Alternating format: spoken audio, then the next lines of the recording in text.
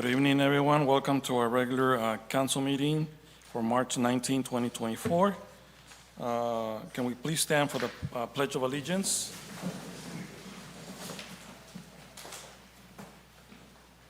Ready, begin.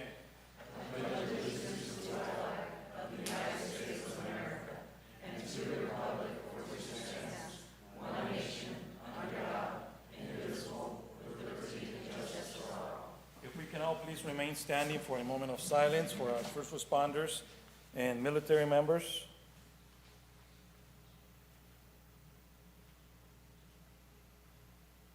Thank you. May be seated. Roll call, please. Roll call, Councilmember Roth, Present. Councilmember Mann, Present. Councilmember Soto, Present. Mayor Pro Tem Samar, Present. Mayor Moran. Present. For the record, all council members and mayor are in attendance. Thank you. Closed session announcements. No reportable action at this time, Mr. Mayor. Thank you. Council, are there any changes to the agenda?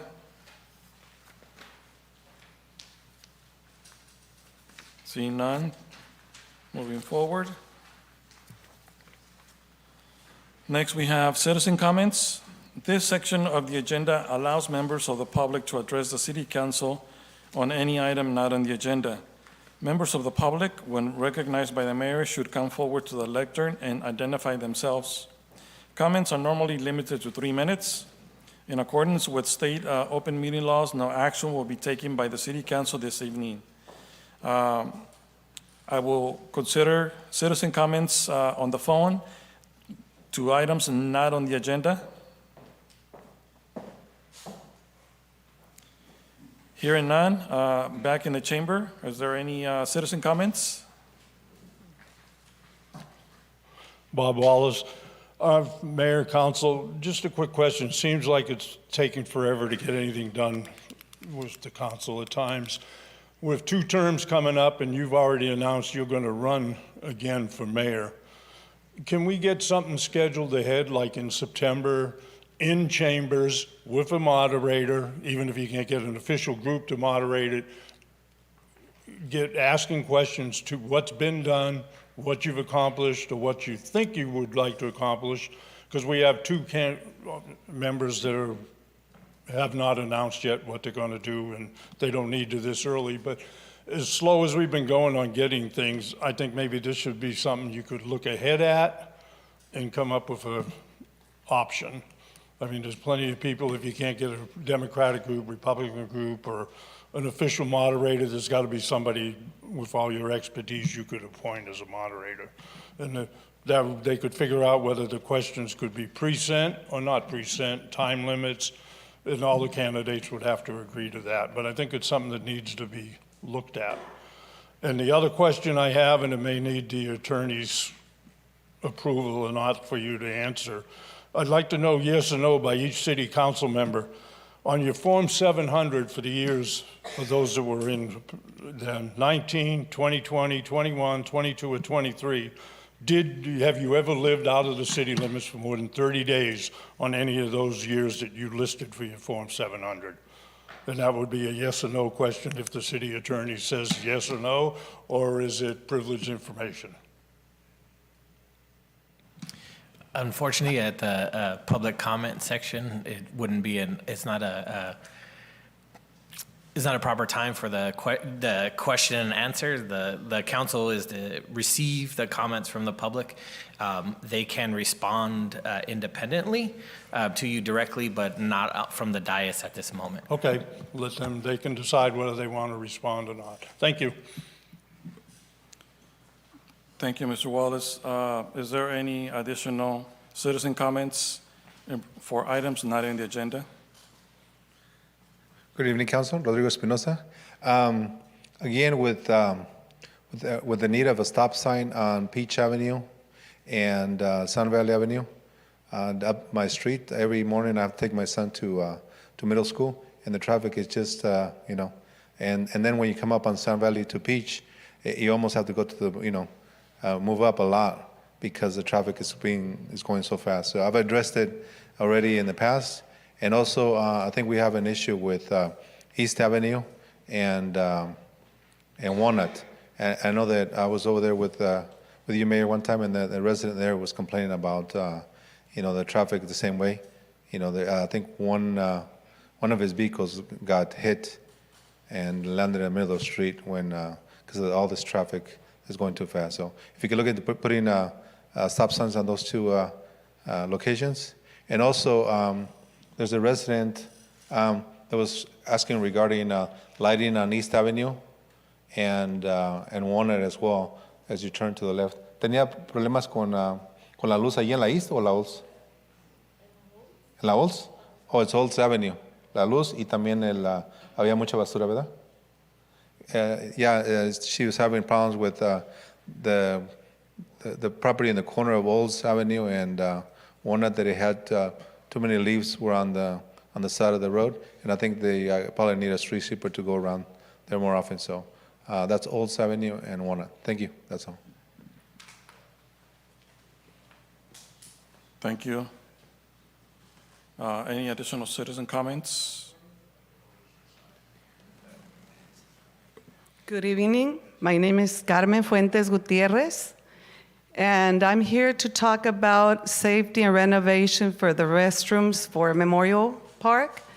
How many of you have enjoyed Memorial Park? And I know you don't have to raise your hand. I think all of us have somehow, some way been there for different reasons. We have had family gatherings after the baseball game. We use the restrooms. When we take our kids when they're young, to play in the play area, the playground. So on and on. We have senior citizens that gather there, and they have a good time in there. They talk. It's, there's a lot of use, and that seems to be one of the parks that's the most used, the most popular. I believe it's our oldest one. So I love that park. I've been here 50 years of my life, and we have used it several times. And that brings me to my topic today. I'm here with my, I'm gonna clap, my classmates from leadership and civic class that we have. And part of our job is to develop a project that we're interested in. So I just thought, I thought, oh my gosh, that park, that the restrooms, everything else is great. I see people using it. It's beautiful. They use it for different things. So we have heard that, sometimes the restroom, there's safety issues. The doors don't lock on the women's, and then there's graffiti, and then there's poor lighting, and then the faucet is not working. And then I called Mr. Council member, Mr. Roth. He said, hey, Carmen, let's go and look at it, So he took Mr. Tony, who was very gracious, very open about it. And we went in there with my other teammate here that's doing the project too. And we took a look not only on the women's restroom, but also on the men's restroom.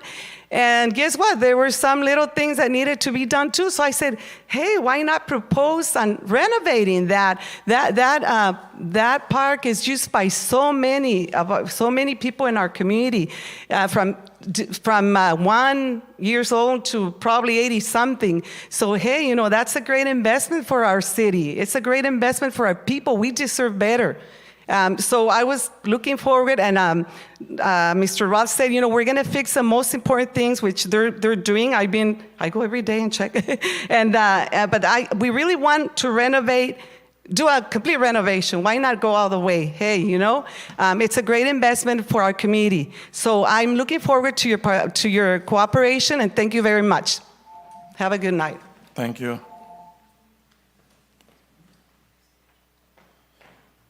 Any additional comments? I know I spoke already, but if the city would like any discretionary funds for the restrooms, let me know. Okay, I'll be glad to, because I got to use 40,000 before the July 1st, so otherwise we're going to lose them. So I've been telling everybody about that we need to spend that money. It's okay. Thanks.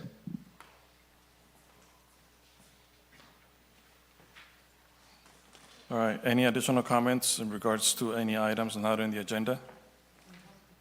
They need a translator.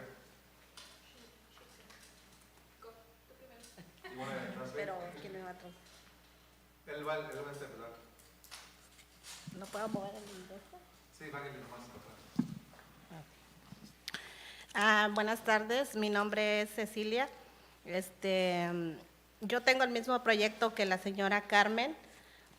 Estamos yendo en unas clases de PLT, que es para padres líderes. Entonces, yo ya había tenido esa inquietud de que se arreglaran los baños, porque el año pasado que hicieron lo de los huevitos de la Pascua, mis niños fueron al baño y dijeron que no tenían seguridad, las puertas no cierran, entonces tenían que estar una niña afuera y la otra agarrando. Creo que no es seguro para los niños ni para las personas discapacitadas. Entonces, cuando entramos a las clases de PLT, dijimos con la señora Carmen que formaríamos un grupo para poder, para que nos apoyaran, para ver si podían arreglar los baños. Y pues ahorita casualmente pasé por allí y estoy mirando que hay muchas actividades y creo que ese parque necesita pues estar seguro para las personas.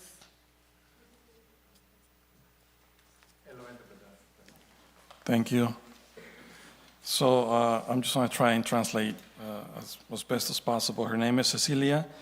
She is part of the group that attended the PLTI leadership group classes, and she has the same project as Ms. Carmen Fuentes, and she recalls during the Easter event last year, when some little girls wanted it, or they went to use the restroom, they saw some concerns, and they had to have one of the young girls go in while the other one was kind of keeping an eye out, I guess, for others to not come in during that time, because there's concerns with the doors not locking.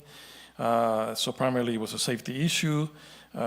She was concerned that there's lack of safety for children and adults who also use those facilities, and she wishes that she can get some help to make those restrooms, to get an upgrade and more than anything, be safer. Okay. Is there any additional comments? ¿Algunos comentarios adicionales?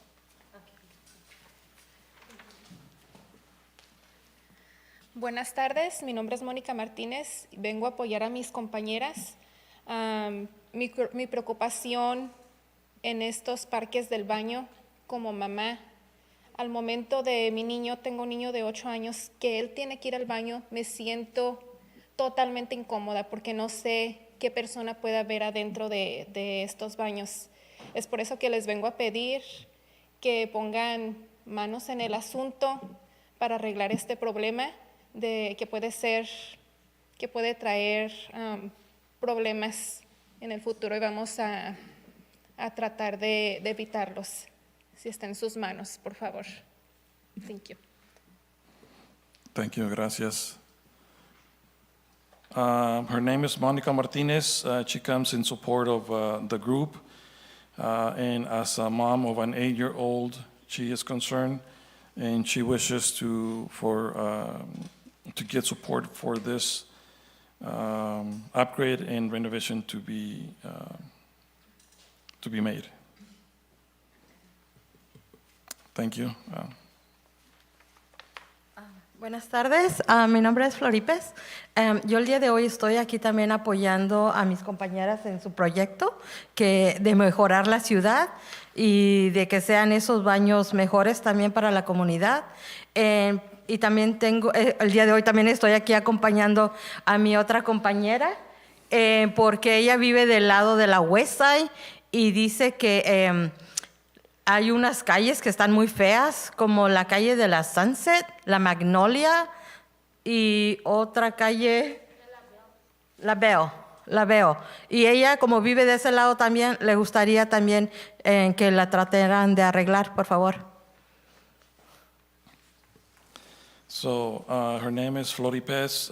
She's also here in support of the group and also with her other partner who's asking for support for some streets to be repaired, Sunset, Magnolia, and Bell. And I do believe those streets are out in the county, but we'll make sure that we send forward that message to the county as well. Thank you. Go ahead. Buenas tardes, mi nombre es Margarita García y también vengo apoyando aquí a mis compañeras del grupo de PLTI y bueno, uno de los motivos que se me hace es ponerme aquí ahorita es que también yo viajo, uso mucho también, usamos mucho por el Peach y Briarwood. No sé si es la que mencionó don Rodrigo Espinosa, pero esa calle sí se me hace también, aparte de los baños, es otro también que me gustaría que pusieran atención porque yendo de Briarwood y topando en Peach, esa avenida en ese tramito también sale también la Pruso en Peach y esa avenida está bien recio el tráfico y tenemos que esperar bien mucho para poder quebrar a la izquierda para ir rumbo a Main Street en Peach y sí es antes de que pues haya un accidente ahí porque sí me ha tocado a veces que tienes que haber espacio o cruzarte y bueno y de los baños también igual pues la experiencia con mis compañeras que fuimos al Easter el año pasado y igual los baños luego también las llaves creo que no funcionaban y nos tuvimos que salir no había jabón y igual pues esa atención para esa área que es muy muy pública y más para los niños y que frecuentamos ese parquecito ahí del Memorial Park. Ese nomás era mi punto. Gracias. Thank you. Her name is Margarita Garcia, and she's also here in support of this group. She also mentioned a concern in regards to the intersection of Briarwood that ends on Peach. She's concerned with traffic that normally goes through there at high speeds, and it makes it difficult to turn left from Briarwood onto Peach towards Main Street.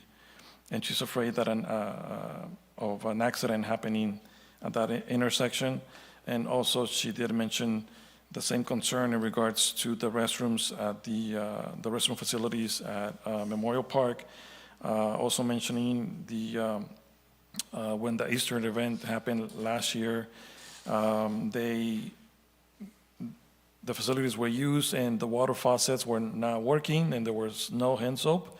And she just wishes for the park to be in better conditions because it's used very frequently. Any additional comments? Good evening, council members, mayor, and other public officials, and our community. First of all, as a proud daughter, I am here to support my mother, Carmen Fuentes, but also to give everyone here who has given their time to our community. I am one of the people who has had the privilege of being multi-generations from Livingston. My family came from Michoacan, specifically Changuitiro, Michoacan, and my father's family came from Jalostotitlan, Jalisco. I take pride in our Mexican roots and the fact that we've came into a melting pot really here in Livingston.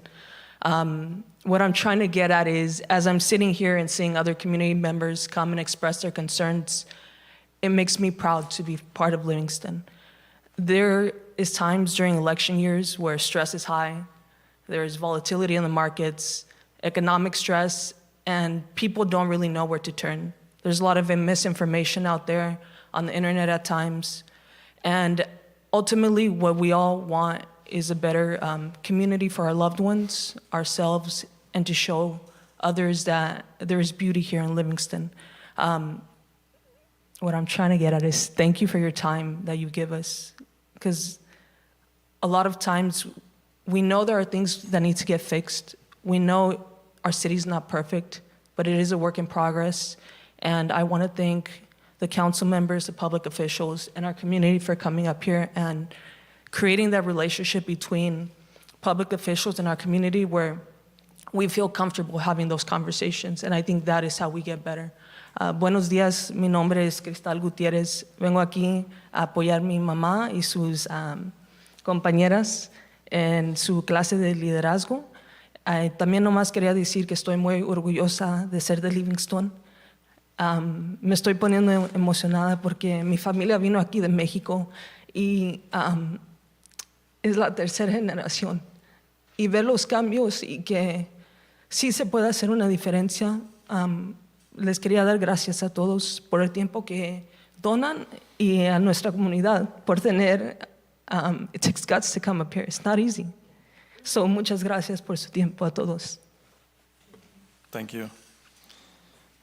Any additional comments for any items not on the agenda? Okay, thank you. We're moving forward. Next, we have announcements and reports. Supervisor Rodrigo Espinosa.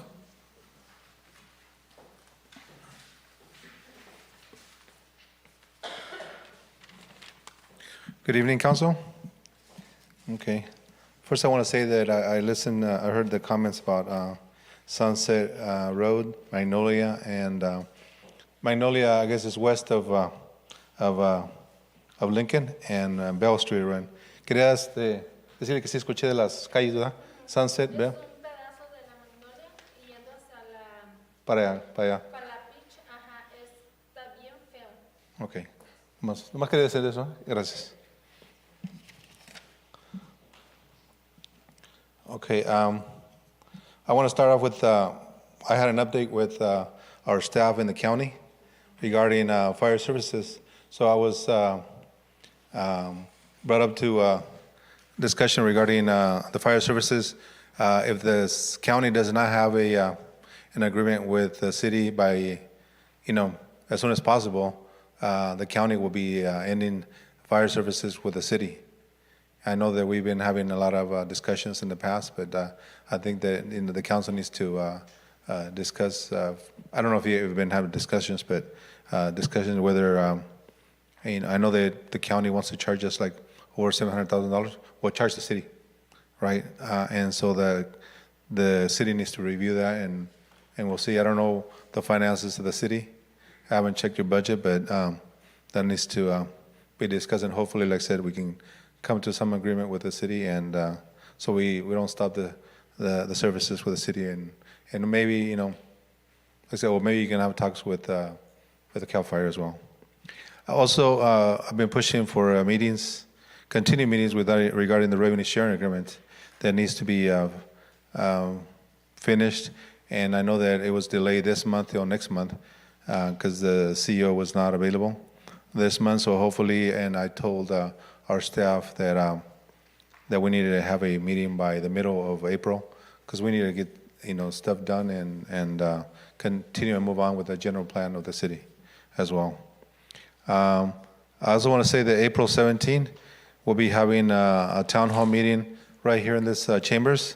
So I want to thank Christopher Lopez. Thank you and all your council for supporting having the meeting here. And I know other groups that had reserved it agreed to move their meeting as well. So thank you for that.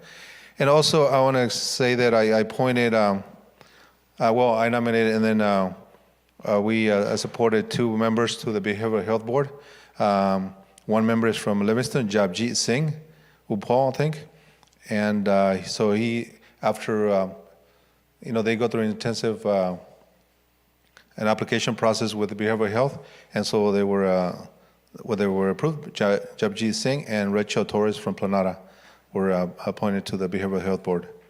Also, we want to congratulate Jim Pacheco on his election to a supervisor of Merced County. So I want to express my feelings. I haven't seen him, but I'll be calling him. And then also, I think I addressed that lighting on Olds Avenue and the sweeper. And I think that's all. Any comments or questions from the board? Council, any questions? Comments? Oh, and I just want to say, I don't know what I'll do, but I know there's two, a couple openings on the city council. I don't know if I'll run for this board. I know I live in Livingston, so that's an option. So I don't know yet if I'll run again. So thank you.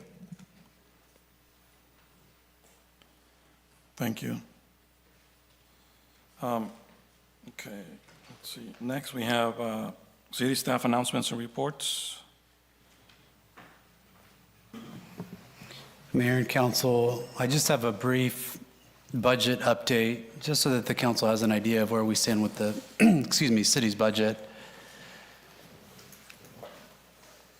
So the fiscal year 24-25 budget must be adopted by June 30th, 2024. It will run from July 1, 2024 to June 30th, 2025. Part of the components of the fiscal year 24-25 budget include revenues, expenditures, the operating budget, the capital budget, also includes the general fund and enterprise funds.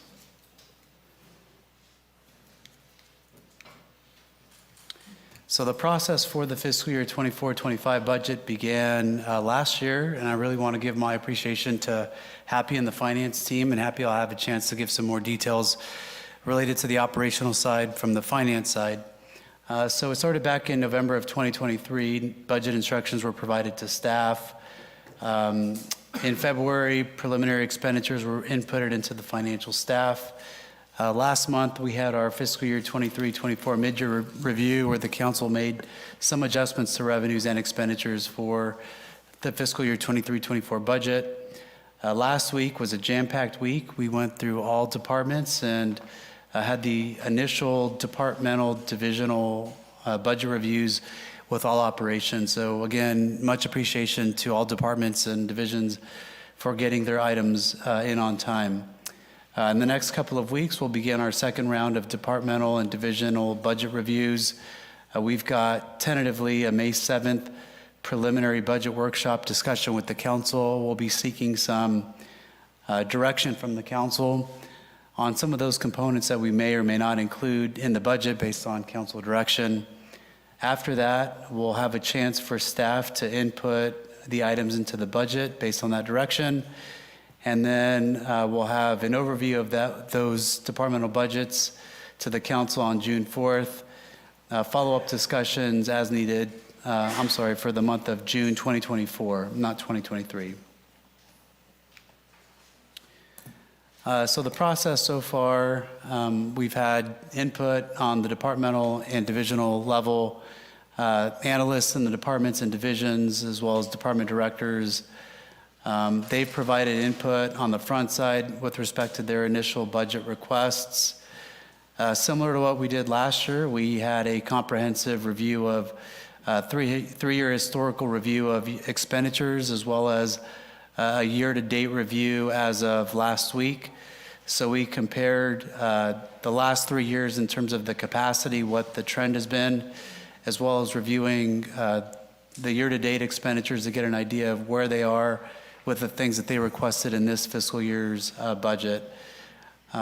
We've had a line item by line item review of all expenditures within departments. Those items that stood out in terms of whether there might be capacity issues, we've identified for future discussion with the individual departments or divisions.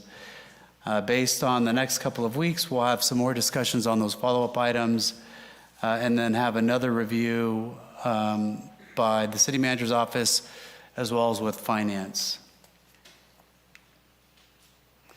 So some areas that we've had some preliminary items that we will be seeking council direction on in the future include an agenda management system, security improvements, additional flock cameras that we talked about, I think, last month, additional IT infrastructure, funding for sidewalk repair and concrete work, equipment replacement, a potential CRM system where residents can place a request for service online or via their phone, via an app, and then other areas. So we've got preliminary costs for some of these items.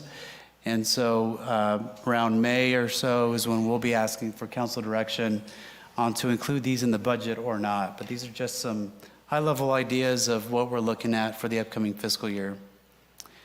With that, I want to provide some opportunity to Happy if he wants to provide any operational updates from the Finance Department on the process so far. Thank you, Christopher. Good evening, Mayor, council members, members of the public, Happy Baines Finance. So as Christopher mentioned, we do have our department head meetings. So we've gone over the expenses and the revenue. I do want to give a big shout out to the department heads and their respective team members. They've done a great job, and we are ahead of schedule from the previous years. So we did go over, as Christopher mentioned, the past 2-3 years of actuals compared to the current budget, compared to what they're asking for in next year's budget. So we've kind of went through line item with each of them. So next step would be for them to come back and do the revisions, and then we'll come back to council for the approval on the requested items. So, thank you. Thank you, Happy. And again, I want to give my appreciation to the management team, all the departments, as well as the finance department under Happy's leadership. So thank you very much. I made a comment yesterday in our management team meeting. None of the staff left crying or in tears or anything. So it was pretty, and you see the directors smiling back there. So it was a good discussion. So I really want to thank the team for getting everything in on time and having some good conversations. Mayor, happy to answer any questions or provide additional comments should they be needed. Council, are there any specific questions? Well, I just want to say, well, no questions, but I want to say, I know that everyone has been working very hard, but also specifically to the finance department, just trying to catch up to bring everything up to date. So I can only imagine finances are very important, but it's probably one of the most difficult departments to work with, because you got to, it's just a lot of numbers. If there's one digit that is not right, it throws everything off. So I just want to say thank you to all of the different departments that have been able to do their diligent work for this to be on track, to be able to catch up and have everything on time, which it's always good to have. All right. Anything else? I just want to piggyback off of that. It does take a team effort, so congratulations to the team, the leadership team, that put forward the direction for each department to get their work done. So thank you very much for your diligent work, everybody. All right, so if there's nothing else, next we have council members' announcements and reports. Councilmember Mann. Thank you, sir. For more one voice update, we did have a meeting last week to update MCAG and their contractors and legal team about our current water situation, or at least give them a little bit of background on what the city has done to improve our situation in terms of what grants we have applied for. And I was joined by Mr. Lopez and Mr. Roth, and I thought the meeting went well, so I'll leave it to you guys, but the meeting went really, really well. Mr. Lopez was able to update their team to help fight on our behalf, essentially. Next up for me, Jackie gave me a nice reminder today about our next Recreation Commission, which is scheduled for next week on the 28th at 6:30. We'll be discussing the upcoming color run and a special banquet recognizing all of our great coaches and volunteers that'll be taking place in the near future. So if you're available, please come out and join us. Thank you, and thank you, Mayor. Thank you. Next we have Councilmember Roth. Thank you, Mayor. I'd just like to start off by saying thank you to Carmen for coming out and everyone that came out with her and speaking upon your concerns. Really appreciate it. And to piggyback on what Mr. Mann said, the MCAG meeting for the One Voice trip did go very well. A lot accomplished. And that is it. Thank you. Thank you. Councilmember Soto? Thank you. For me, I believe this Thursday will be a LAFCO meeting.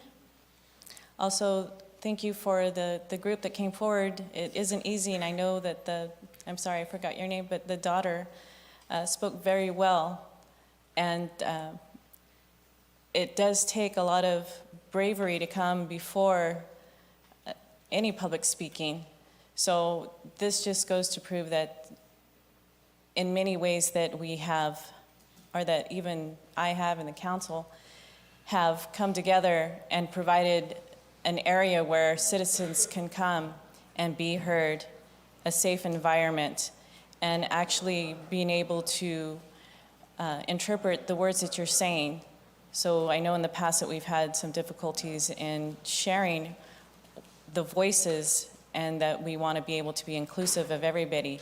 So if you are over the age of 18, I would encourage you to look and to see how City Council and the responsibilities of what it takes to run for an elected position, because there will be 3 seats coming up. So I do encourage all the women in this room, group right over here, to come forward and be a part of your local government.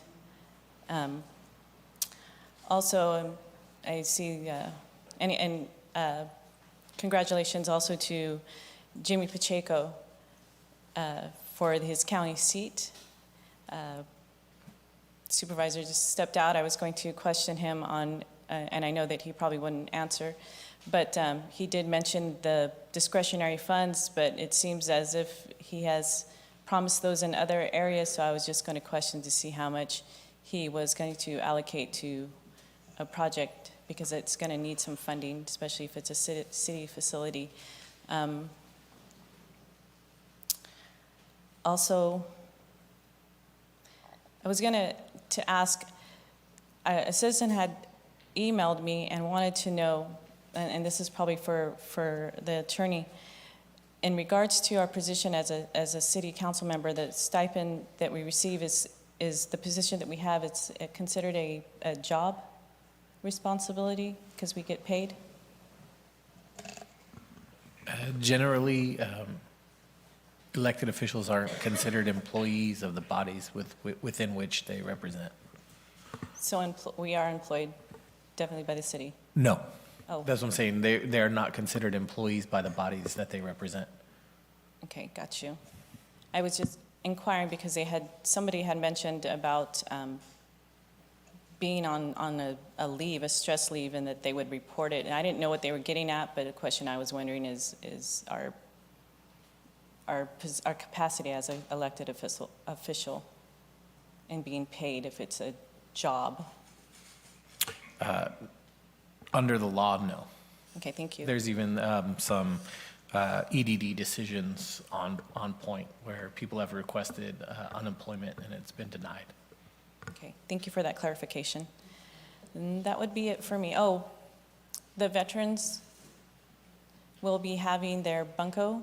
It's a fundraiser. It's one of the rare times that we try to fundraise publicly for besides the ongoing Thursday once a month hamburger nights, but there will be a bunco event this Saturday. You're welcome to come and attend. It starts at 11 at the VFW Hall. Also in preparation, if you can mark your calendars off for Memorial Day that's coming up, we will also be hosting an event at Memorial Park. So thank you. Oh, and thank you for Anthony. Anthony shared with me earlier that they did, the city will be putting up the flags again in downtown Livingston, so thank you. Next, we have Mayor Pro Tem Samra. Thank you, Mr. Mayor.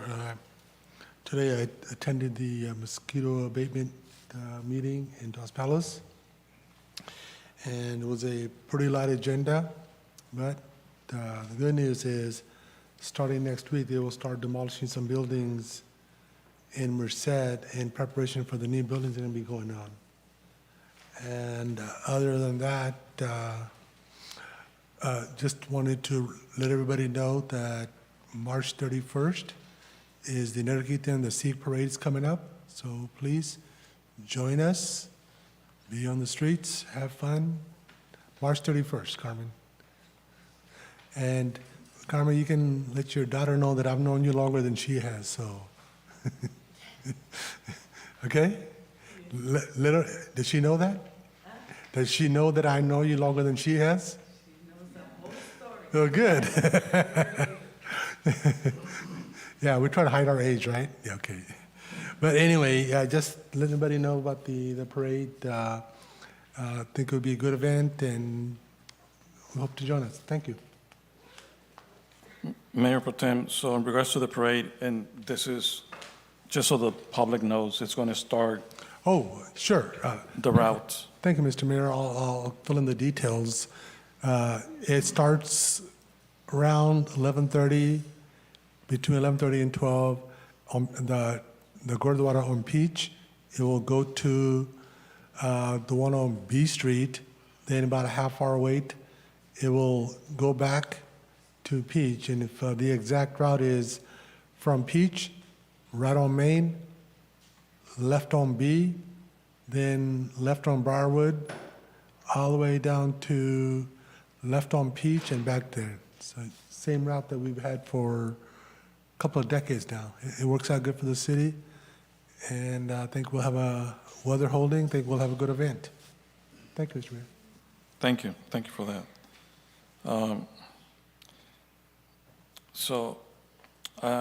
First, I just want to start and say thank you to the residents that continue to reach out and sharing their concerns and questions.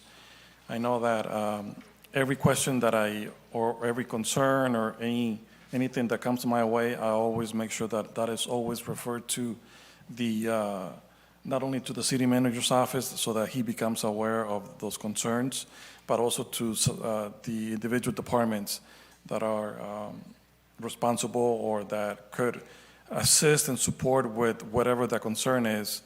One of the concerns lately has been with graffiti. After a couple of meetings, and I do remember one specifically. It was, I received it, just like an FYI, there's some graffiti here, and I probably got it, and then within a minute, I sent it over to the city manager and to Anthony, and probably within an hour or so, or somebody was already texting me back, or an hour, 2 hours, somebody was already texting me back and saying they're already on site and they're already cleaning it up. So, and then later I heard that, that was pretty quick because another department was not even able to take pictures before it got cleaned up. So, but, on behalf of so there's two things. I want to say thank you to the residents that continue to reach out to the council and to the city with their concerns. And once again, because basically the residents, you are our eyes out in the community. We cannot be everywhere, and by you letting us know is how we get to find out and address those issues or those concerns. And sometimes they're just questions, and sometimes they just need guidance on who to call, who to reach out, and things like those. So thank you to the residents, and thank you to all of the different departments. I did attend, there was the annual parents conference in Merced. I'm not sure if I already mentioned that before, but anyways. And then the following week, there was another parent conference here in Livingston at the Livingston Union School District. I was able to attend and just be there to support the conference as well, not only for the teachers that were organizing those conferences, but in support of the parents in our community. There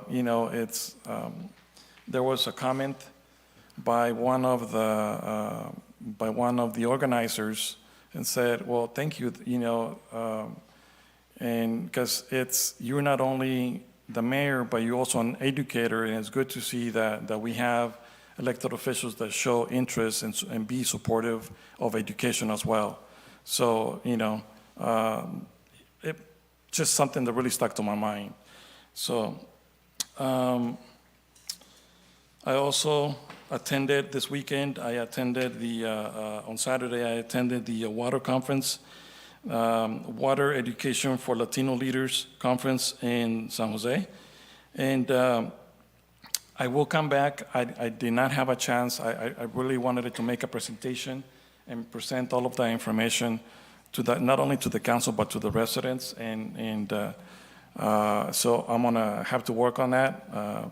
3 days was not enough for me to be able to work on that presentation, but I do wanna come back at a future meeting with some of the information that was shared there and some of the things that I learned, because I think it's great to be able to learn something, but also bring it back to the community. And if there's something that I learned and that I brought back and I'm not able to follow up on, somebody else can, and it's there for the record. So I will be bringing that back. And then also just an announcement. There's going to be the Vietnam, a replica of the Vietnam Memorial Wall is going to be in Merced College. I believe it's from the 25th to the 31st. So if you get a chance to visit the replica of the Vietnam Wall, it's going to be at Merced College, and I do believe it's going to be open 24/7. Because so if people want to attend throughout the night, it's going to be open because and there will be volunteers there. And I did get a chance to visit the Vietnam Wall in Washington. When I arrived to Washington, that was one of the first places that I attended, and it's amazing. So if you get a chance, it's going to be next week. I believe it's from the 25th to the 31st. I might be wrong on the starting date, but it will be there all week until the 31st, next Sunday. And that's it for me at this time.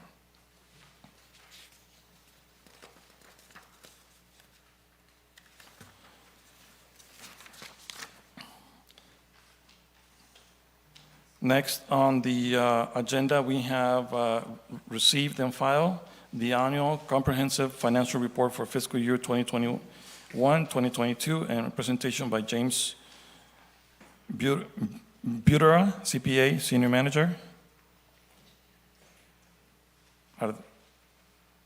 Are you online? Yes, can you guys hear me? Yes, go ahead. Great. So my name's James Butera. I'm a senior manager here at LSL CPA, and I was tasked with overseeing the 2022 financial audit for the city, handling the annual the ACTR issuance and single audit report. And I apologize. There's a little bit of a feedback on my side, so apologize if there's any sort of feedback on your end. But yeah, so we just put a little presentation together to kind of go over the main points of the audit, some of the results, and some of the financial highlights. So we can get into it. Next slide. So this is the LSL team.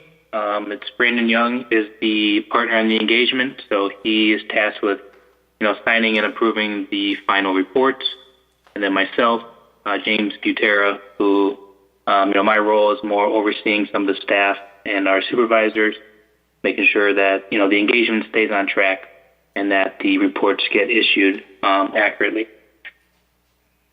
So overall, scope of the engagement, just, some high level of what we were engaged to perform. So we did a financial statement audit for the June 30, 2022 fiscal year, in accordance with, general accepted auditing standards and GAS standards. We also performed a single audit over federal expenditures. So the city expends $750,000 or more federal grants in any given fiscal year. They're required to have a compliance report filed with the Treasury. And we also did some procedures over the city's GAN limit for 2022. Next slide. So some of the results of the audit. We issued an unmodified opinion, which is, a clean audit opinion.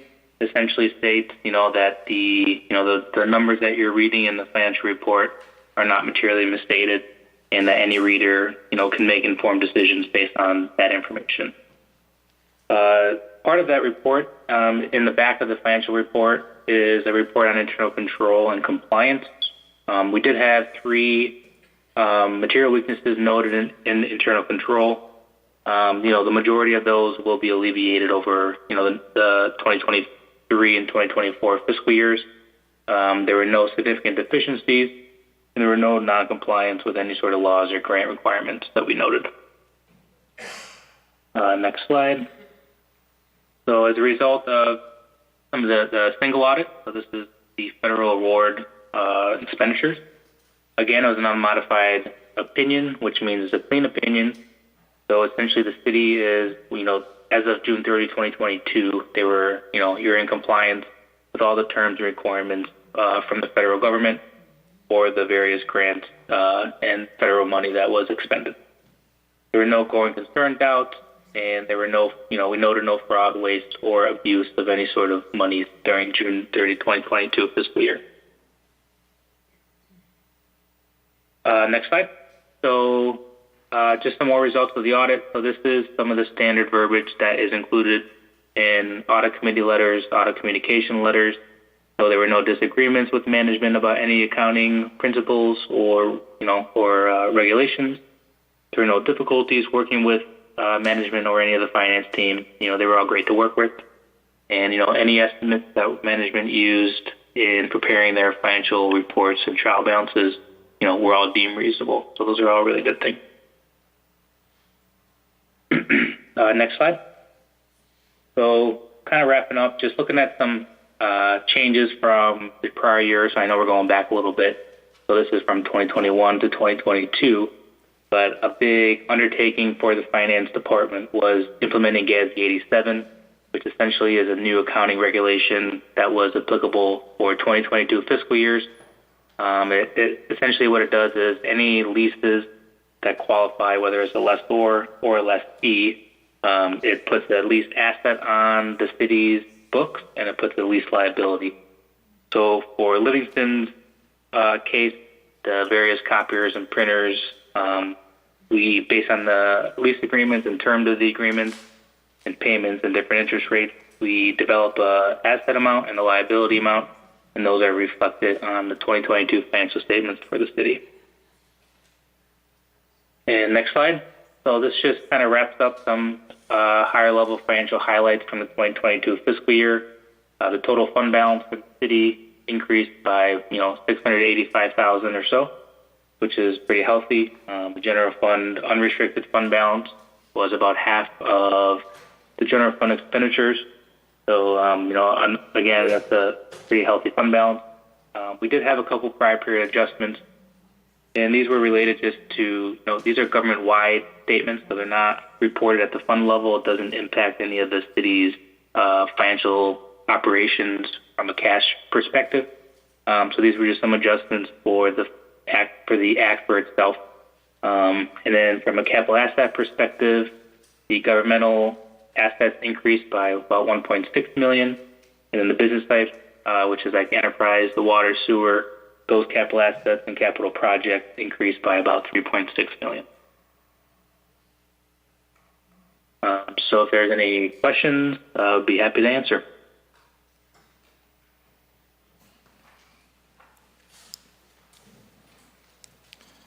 Thank you for that report. Council, are there any questions?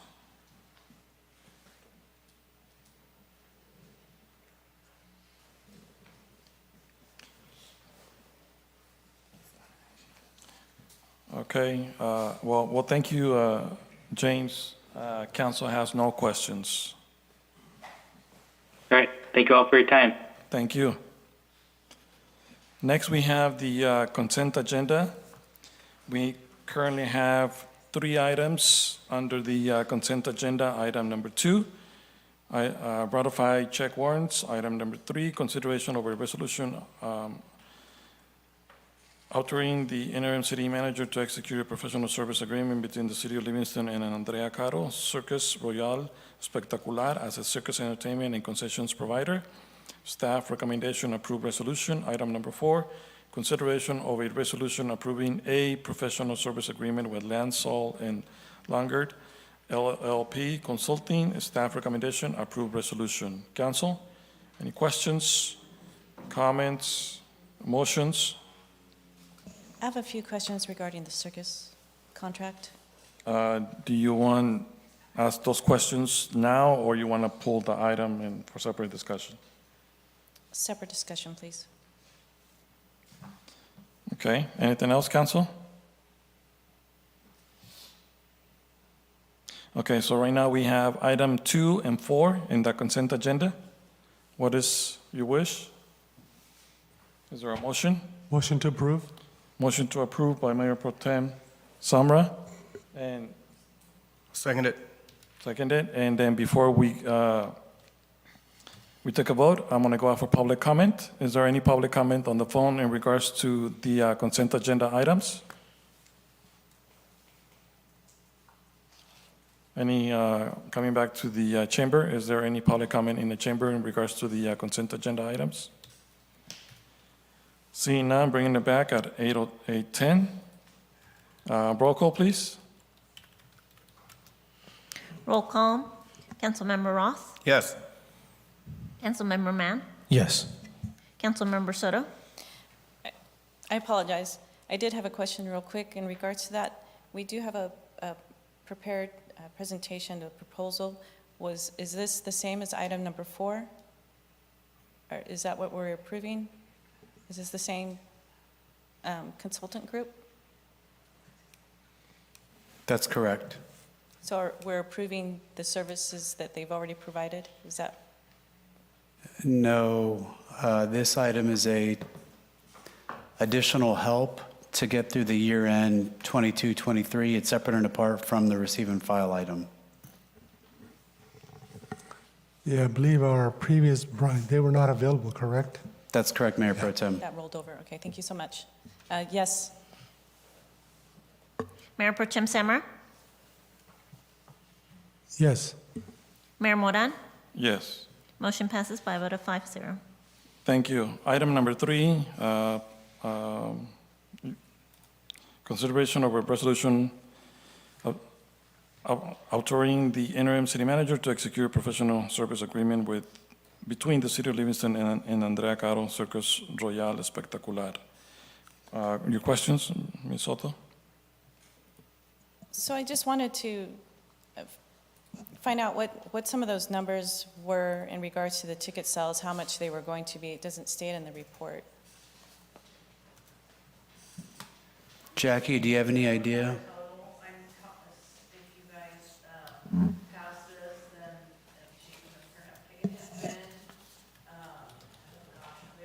Jackie, are you able to come up to the front, please? Thank you.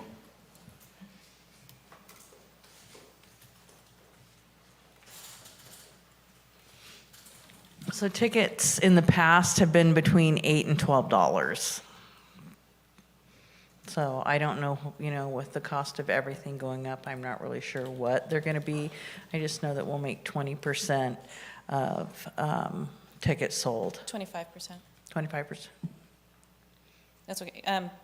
Also, it states in here about, so how is that going to work? Because it does say that there's 5 days the tickets were going to be sold. Is that going to be through the city hall? They'll be sold through City Hall as well as they will be selling tickets. So they'll be partnering with you in one of the windows? And promoting and selling tickets. Also, item J, under scope of services, it does also say that the city is going to be responsible for obtaining and paying for trash dumpsters, portable restrooms, and hand washing sinks for this event. Of which they will reimburse, doesn't it say? It says that they'll only be reimbursed for a separate porta potty for the crew. So there's 2 different items there, a porta potty for the public use and one that's only going to be for their company. So I just wanted to know what expense, what are we looking at there? Well, the last time they were here, we actually did not have porta potties because we have sufficient amount for the crowd that comes in existing restrooms, which makes it nice. Okay, and also item O under scope of services, it does say that we're going to provide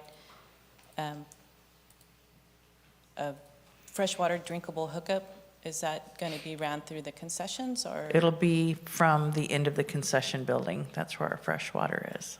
Oh, the Drinking spout, water. the- Okay, got you.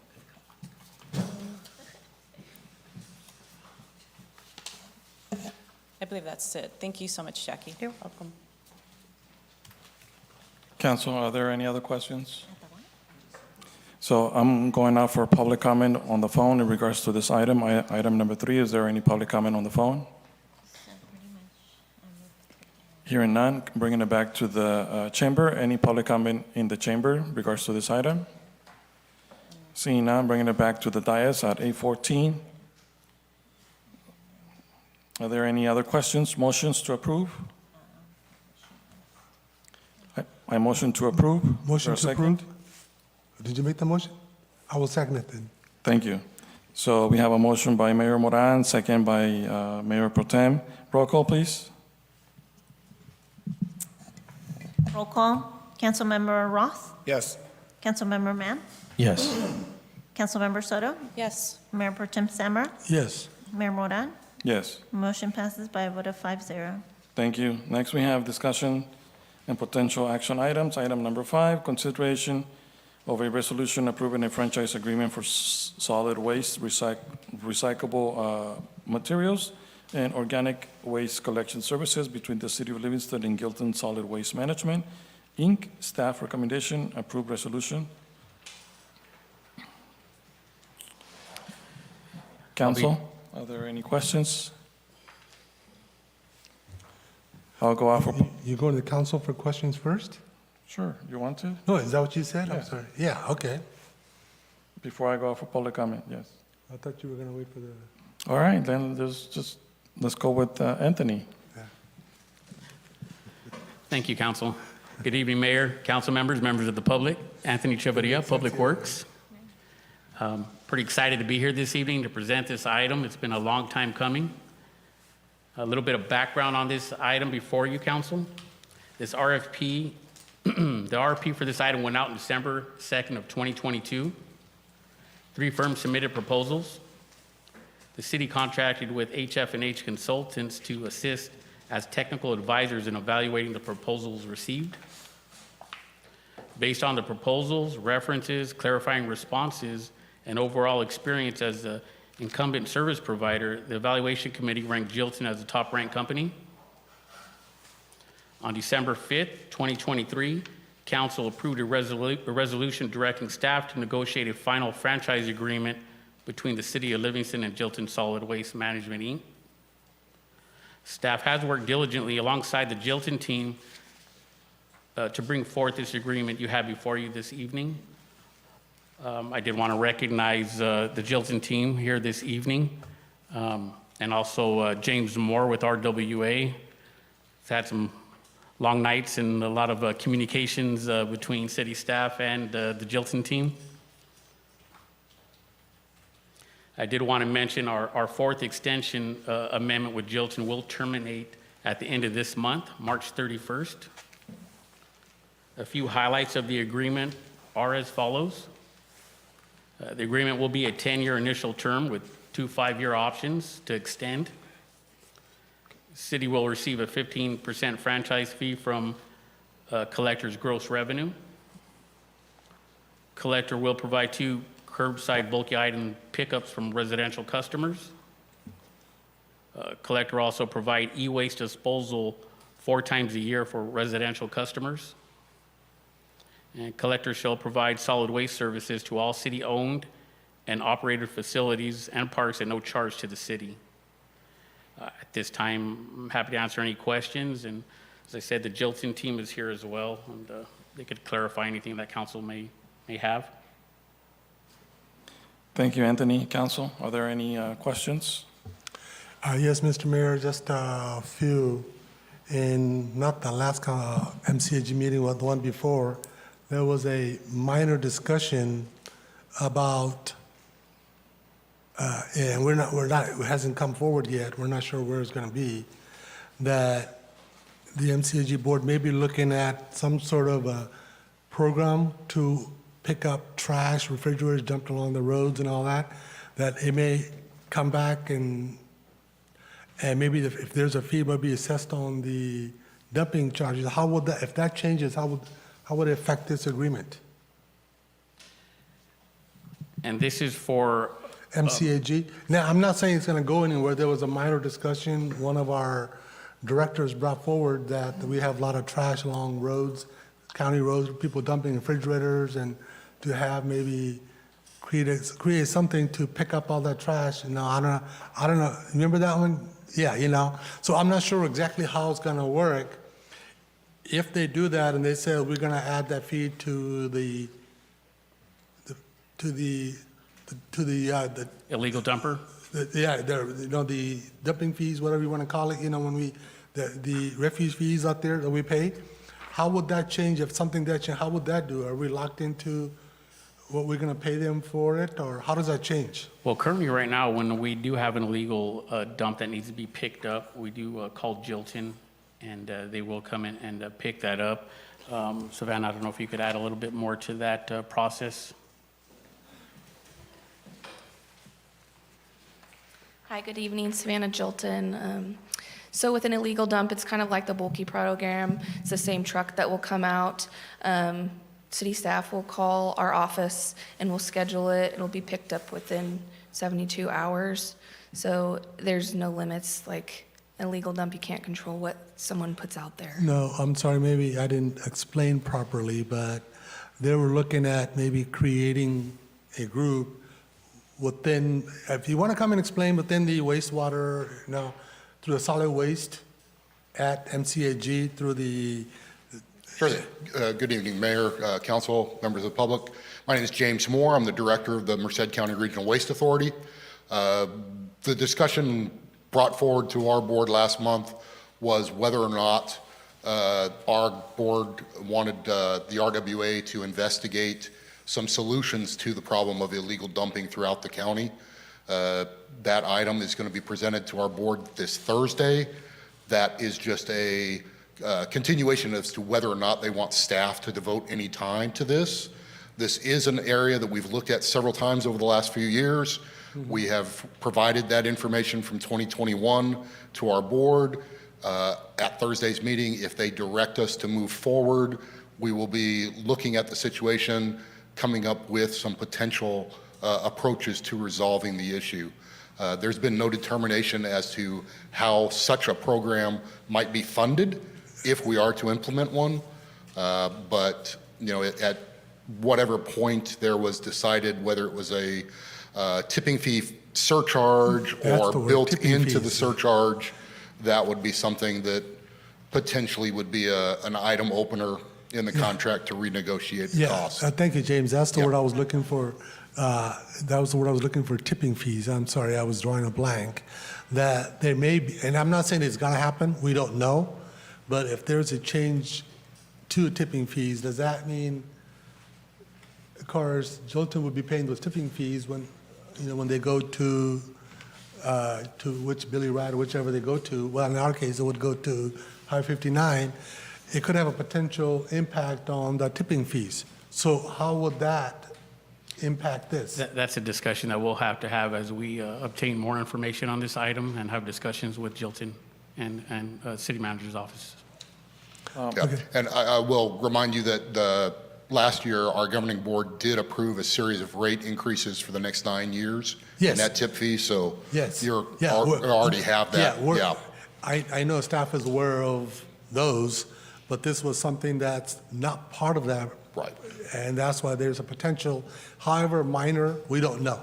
We don't know what, if, or even if it does go forward, we don't know that. So that was the question I had, you know, so. Sure. And I couldn't really update our council because we haven't had the meeting until Thursday. So it's on there. Thank you. So actually, I do have a question, and I think, so I was reading the agenda, even though I'm not going to be able to make it, and thank you for covering me. And it's like I don't have enough to read, so I just figure out, I'm just going to read 300 pages more. But so let me just, I trying to make it clear. So when there is big items or just garbage dumped outside the city, is the city responsible to, we're not, right? Okay. No. So earlier. It's a county responsibility right now. So earlier when you were saying that you would call, or we, the city, would call Jilton to come and pick up those items, those will be items that were dumped within the city limits. That is correct, Mayor. Okay, thank you. So let's say that outside of the city of Livingston, there's a dump area. A resident calls and says, there's items that were dumped. Why does MCAG have to be responsible for that when, wouldn't that be the county responsible for that? Right now, yes, the county is responsible for it. The question that was brought forward last month was, it doesn't appear that between the county and the cities that the problem is being handled completely. So a question was raised as to whether or not that responsibility would be shifted to RWA. So that's the intent of the discussion Thursday, is whether or not to direct RWA to move forward into investigating a solution for the problem. Thank you for clarifying, and I think that really answers the question as to, and then again, there's a big list of a lot of different options. It's not just one specific, but thank you for your I'm sure you've heard before that the back and forth from the county claims it's trash coming out from the cities, and the cities, just trying to get everybody together on the same page and coming up with a solution. All right, thank you for that.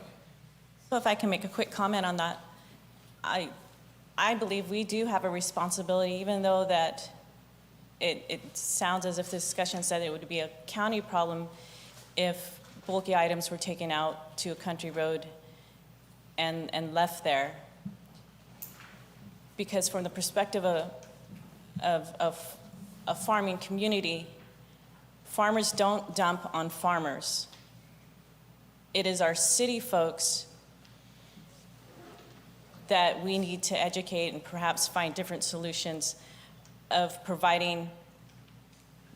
giving them the services they need in order to get rid of those bulky items when they need, because they're not going to wait for those times during the year that they are allowed to.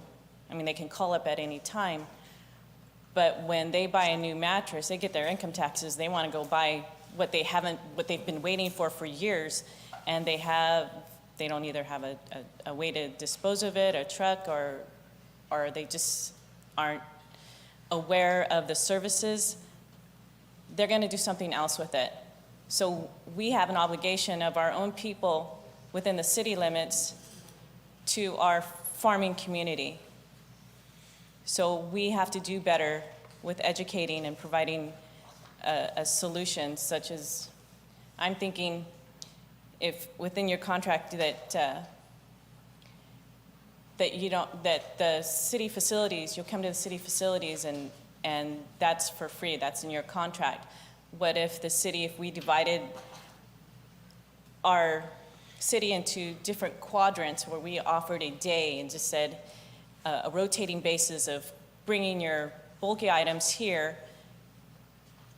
you bring it here within the city, not out to our farmers, and Jilton will take one day.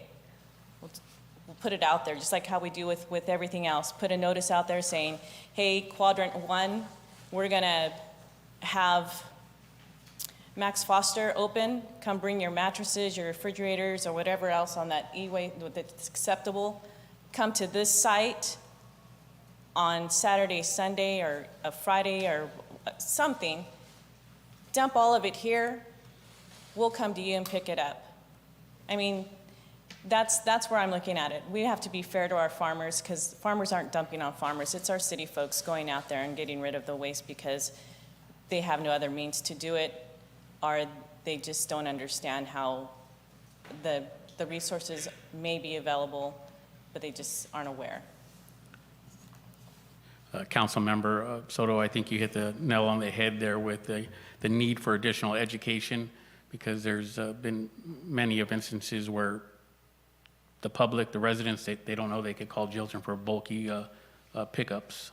So I do believe we need to put out more education and flyers to provide to our residents to make sure they are aware of those services.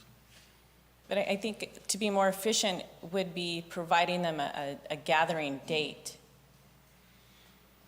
I mean, I know this is not what the contract says, but rather than an individual person say, hey, I've got this, you got 72 hours, and Jilton having to figure out, okay, now I gotta stop over here in this quadrant over here in Livingston, and then make my way around, and then people are all of a sudden realizing, oh, they're coming around for services, I must have missed it.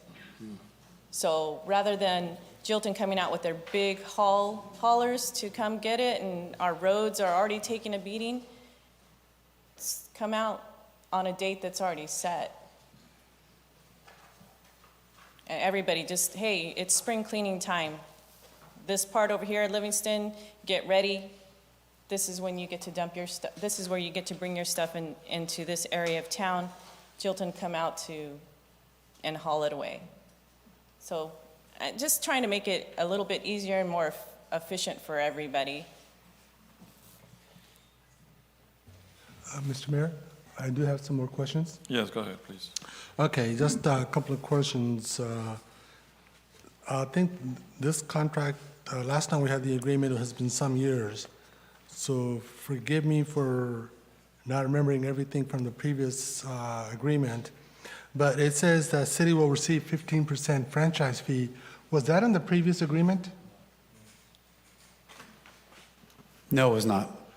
Okay, and then gross revenues for this company to exclude city established administration fee. Was that in the previous agreement? Mayor Pro Tem. Added. So the question I run into is if we're adding a 15% franchise fee, that settles into the entire contract of what we're charging, and that has a potential to increase rates on citizens for solid waste. Correct me if I'm wrong, but aren't we really close to Prop 218 here now? Before, because shouldn't this go to the ratepayers before we put this into the agreement? It troubles me that we didn't do the Prop 218 here. So, it really troubles me. So I'll mention a couple things, and then I'll kick it over to Roy to provide some additional context on 218 and that. Franchise fee is a standard practice in refuse agreements. It's not something that's historically been done here at the City of Livingston, but it is a normal practice in most jurisdictions that do franchise out refuse collection. With that being said, that is a legitimate question. We did review it, and I'll kick it over to Roy to provide additional context on that. Sure, thank you, Christopher. So for administrative fees aren't subject to Prop 218 or Prop 26. So the administrative fee that the city charges, that's the charge for preparing billing, answering questions from the public and things of that nature. That fee is set by the city and the city council. But admin fees aren't subject to Prop 218 Okay, then or Prop 26. why was it the gross revenues with competition why was that added to the agreement then? My understanding is the administrative component to it was charged previously. The only thing that I'm aware of that is new is the franchise fee. The franchise fee will be coming back to the council to be approved via resolution. That has not been done yet. Yeah, no, but we're approving this on a possibility of a council approving the 15% franchise fee. So if the council says no, how does this happen then? Then it wouldn't be charged because there wouldn't be an established franchise I know, fee. but if we move forward with the agreement, then we would have to come back and renegotiate the agreement because it shows in there, correct? Or am I missing something in there that says in the future meeting, if the council doesn't approve the franchise fee, then it gets removed? Is there something in there? I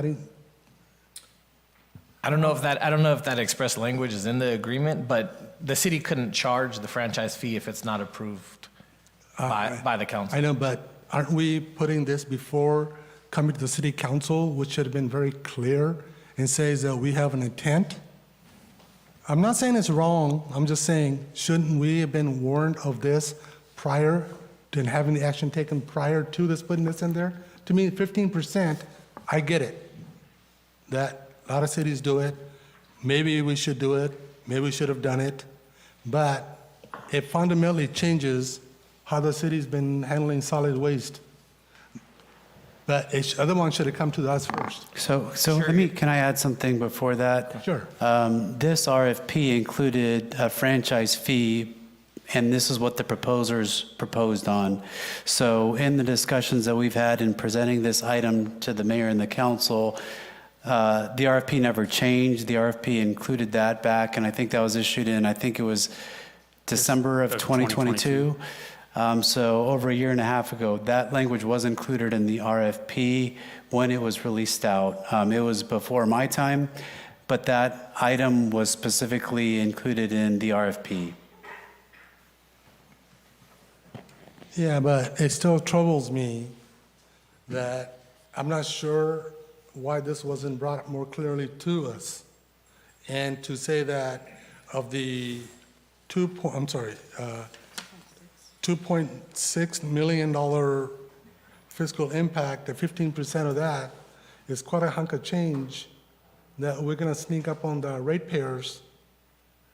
And I'm not sure how many of the council members knew that this was there, you know? I mean, it should have been brought up more clearly. I'm not very happy about this right now. If I may. So that's why we get this, ahead of time, and that's why we reviewed it, and that's why we ask, we're recommended to ask questions before council meetings, and that's why we have this opportunity to bring those up. I think, those are legitimate questions, but also, anytime we provide a service or anybody provides a service, ideally, you want to recuperate the cost of that service.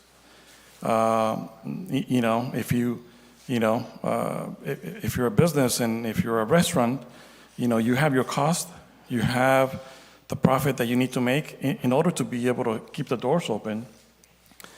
If we become a city that provides a service and we don't recuperate at least what the cost is, then eventually, probably, I'm not saying that in a year or 2 years, but eventually, if that's the type of way of doing business or making decisions, eventually we're going to be in the red.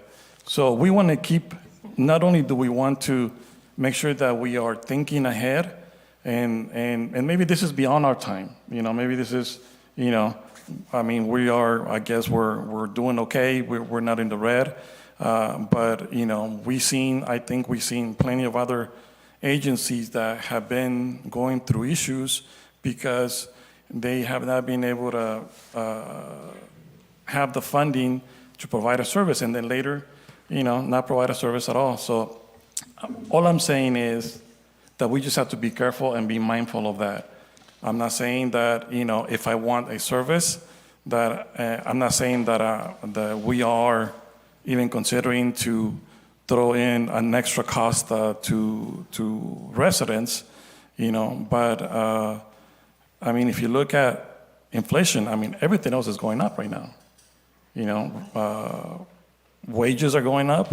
Now, even the $1 tacos don't exist no more. Now they're like $3. The other day I had to pay $4 for one taco. That's 4 times what it used to cost, a couple of years ago. So, so I'm not saying that one way or the other, but we also have to be mindful of keeping the doors open. I hear what you're saying, Mr. Mayor, and I respectfully disagree. When the city goes on certain times to establish fees for services, be it water, wastewater, solid waste, or whatever, all those costs, including administration fees, are already calculated before we go for rate increases and go to the voters and say, do you agree with this? We do that. Every penny that we spend on any enterprise is already pre-calculated. And yes, there is inflation, but I believe this agreement also has a CPI built into it. So there is a CPI, so inflation is already factored in to some degree. It may not be perfectly what it is. There may be years the CPI is 4%, 5%, maybe 7%, but there are years it's 1.5%, 2% or something. So it kind of waves out after a certain number of years. When we come back, we calculate how our franchise, our enterprise, particular enterprise is doing. We look at what it costs to provide service, and then we anticipate what it will cost, and that's how we based our rate. Not, hey, we're just going to charge 15%, somebody's not doing it, because if this 15% franchise fee is going to go back into the enterprise fund, or is it going to go back to some other fund that's entirely outside of it, to where people are paying to have their trash picked up, where it costs more? They're paying more than what it costs to provide the service. So to me, I also disagree with that as well. Thank you. Council, are there any other questions at the moment? I know, but that's built into the entire. So once you go ahead and state, because Yes, go ahead. yeah, because the entire agreement takes. I'm sure Jilton wasn't dumb enough to say, hey, we're just going to give them 15% of our. When they calculated the 15% franchise fee, says, if we're going to pay this, we're going to put that into the overall cost anyway. No business, nobody says, I'm going to give you something, and they haven't built into the final product already. So this 15%, of the 2.6, they've already calculated what it's going to cost, what the 15% is going to be. Don't tell me that they're saying, here's the service cost, and we're Jilton, thank you for allowing us, and here's 15% as a goodwill gesture on us. They're not doing that. So it is an increase. I think it needs to go to, I would highly have the entire council skeptical of this, because this is a backward way of coming in and doing something that we should not have been doing, or it should have been made more clear, more brought to the point of where it was. Because this has nothing to do with administration fees. Those are already calculated into the overall rate. Council, you want to add? Oh, I was just going to add some clarity. So again, as stated earlier, so the administrative fee and the franchise fee are two separate fees, right? So that fee is set by the city council when it sets its general fee schedule. That's a fee that's in the fee schedule. The franchise fee, is a component. The council can pick and choose what amount they want to charge for a franchise. Under the law, it needs to be a reasonable estimate of the value of the franchise. That's what the city manager and public works through analyzing the scope of basically the number of customers, the size of the city, and the exclusivity, meaning that no other solid waste hauler can conduct business in the city except for Jilton. That's what goes into creating that fee. Generally, and what's being done here is the city is not setting the fees for the service. Jilton is setting their fees. If Jilton adds the 15% to their rate, that is their choice as the franchise hauler. But in order for it to be a true franchise agreement, the city does not set the rate.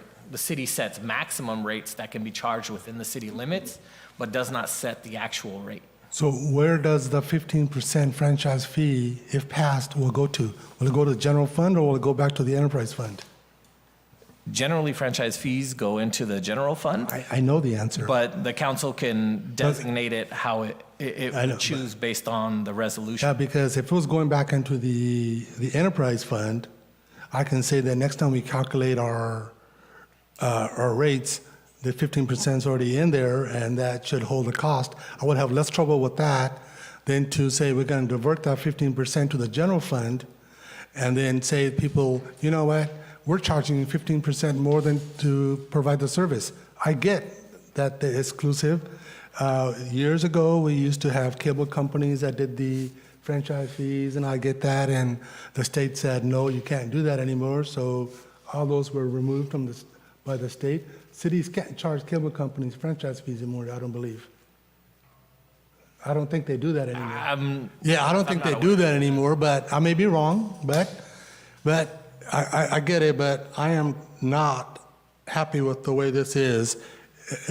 This is a tax on the people, and people are not aware of it. If we're going to charge this fee, then we should, we're always talking about being transparent, open with the people. Well, let's be transparent, open with the people, and say, you know what, we're going to send it out, ballots to the people, let you vote on this 15% fee because you're going to be paying that out of your rates. To me, it seems more like maybe it doesn't require 218, maybe it does, but to me, it seems more fair to the end user, and they're saying, yeah, we're okay with 15% more, so you can pack it away in the general fund somewhere. To me, I see a bigger problem like that. If I may, just to provide council with a little bit of information, as of March 1st, we are out of compliance with our corrective action plan with Cal Recycle. The city was put on a corrective action plan probably for the last year or so because we were not meeting SB 1383 requirements. But as of March 1st, we are no longer in compliance. If we do not become compliant soon, we may be subject, the city may be subject to fines. Just as you're having your discussion, please keep that in mind.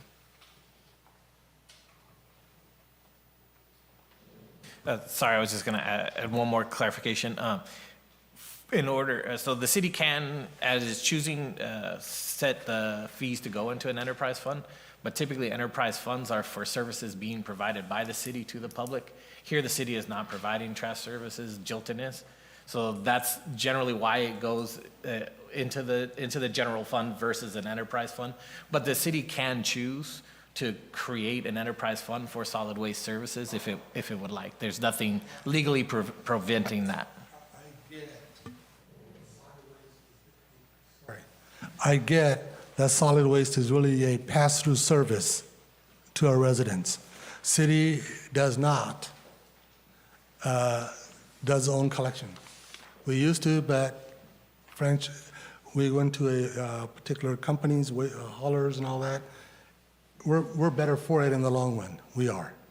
I understand. But I still, if we're going to put this 15%, then I would ask that we put it back into the solid waste enterprise because that's the true thing. And to say that we're going to just tax the people another 15%, how many of us always get ticked off by all these little sneaky fees from everybody? This is nothing more than a sneaky fee by the city. You know, we go out and go and apply on a plane, they say, here's your ticket, you go there and says, well, if you want to breathe on our airplane, you got to pay an extra fee. This is nothing more than a sneaky fee on people, and I disagree with that. Council, are there any additional questions at this time before I go for public comment? So I'm going to go out for public comment at 8:47. Is there any public comment on the phone in regards to this specific item? Hearing none, coming back to the chamber. Is there any public comment in regards to this item in the chamber? Seeing none, bringing it back to a dais at 8:48.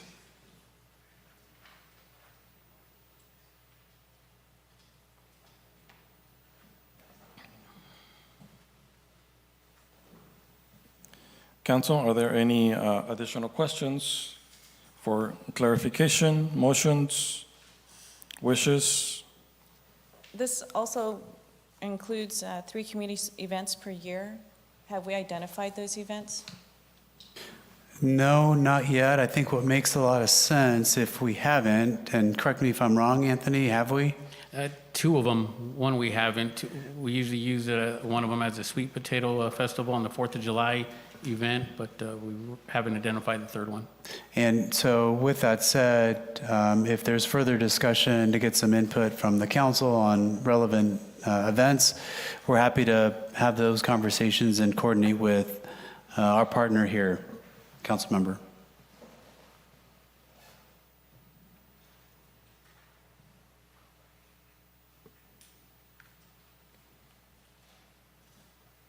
I know when we were, earlier I had said something about the city facilities. The pickups I had written down in the corner also, because our city facility right over here on Walnut is city, but it also, the school utilizes it as well. What question I had for you, do you also have a contract with our schools?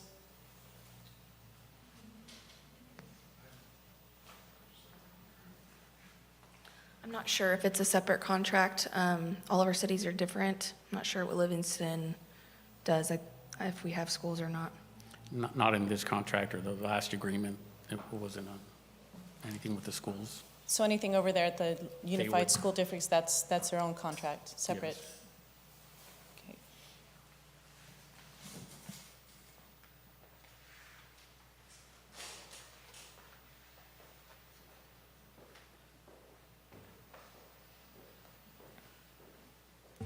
Mr. Mayor? Yes. So Anthony, you're saying that if we don't pass this tonight, we'll be out of compliance?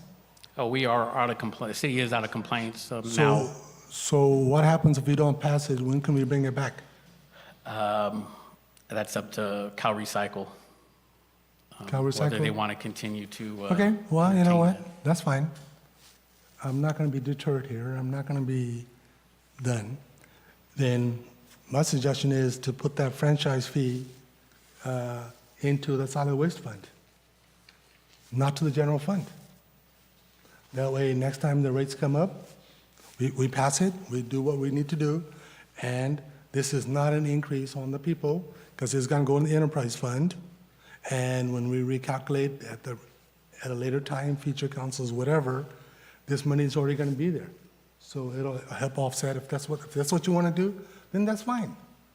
Because to me, I'm sorry, but I like to, one thing I've been very consistent all these years on the council is I've always been ticked off about always just raising rates. We cannot be just raising rates. We got to justify our costs, because if you just raise rates, then governments don't care about how they do things in proper ways. If the money is restricted, they find to be better, more efficient. And that's the way I see it. So I would support if we put that franchise fee into the solid waste enterprise fund.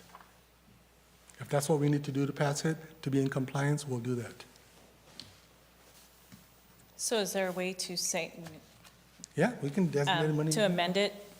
So it's under 16.1 franchise fees. If we just amend there to state what Mayor Pro Tem has stated, is it doesn't specify where the 15% would go, but if it can be in writing. What I would probably suggest is that when we bring the resolution back to council to approve the actual franchise fee, that we include, if that was the council's wish and direction, that it be included within that resolution versus the contract, because that would be the more binding, because that would be what would actually create it here at the city versus the contract itself. Yeah, and the only reason I'm even contemplating moving forward is to be in compliance. Otherwise, I would have just put this back and then say, let's talk about it all over again. Thank you. And I will just dovetail. We've been having, I think, probably bi-monthly meetings with Cal Recycle, and we've been pushing it to the max of extending those deadlines. And they've advised us, I think this is the last opportunity before we're potentially hit with some punitive fines. That's correct. So when is the franchise fee, when is that coming to the council? We'd have to work with legal on when that date would be. We could bring it in April. All right, but I want to make sure that it goes to the enterprise fund. Council, are there any more questions in regards to this item at this moment? So any motions at this time?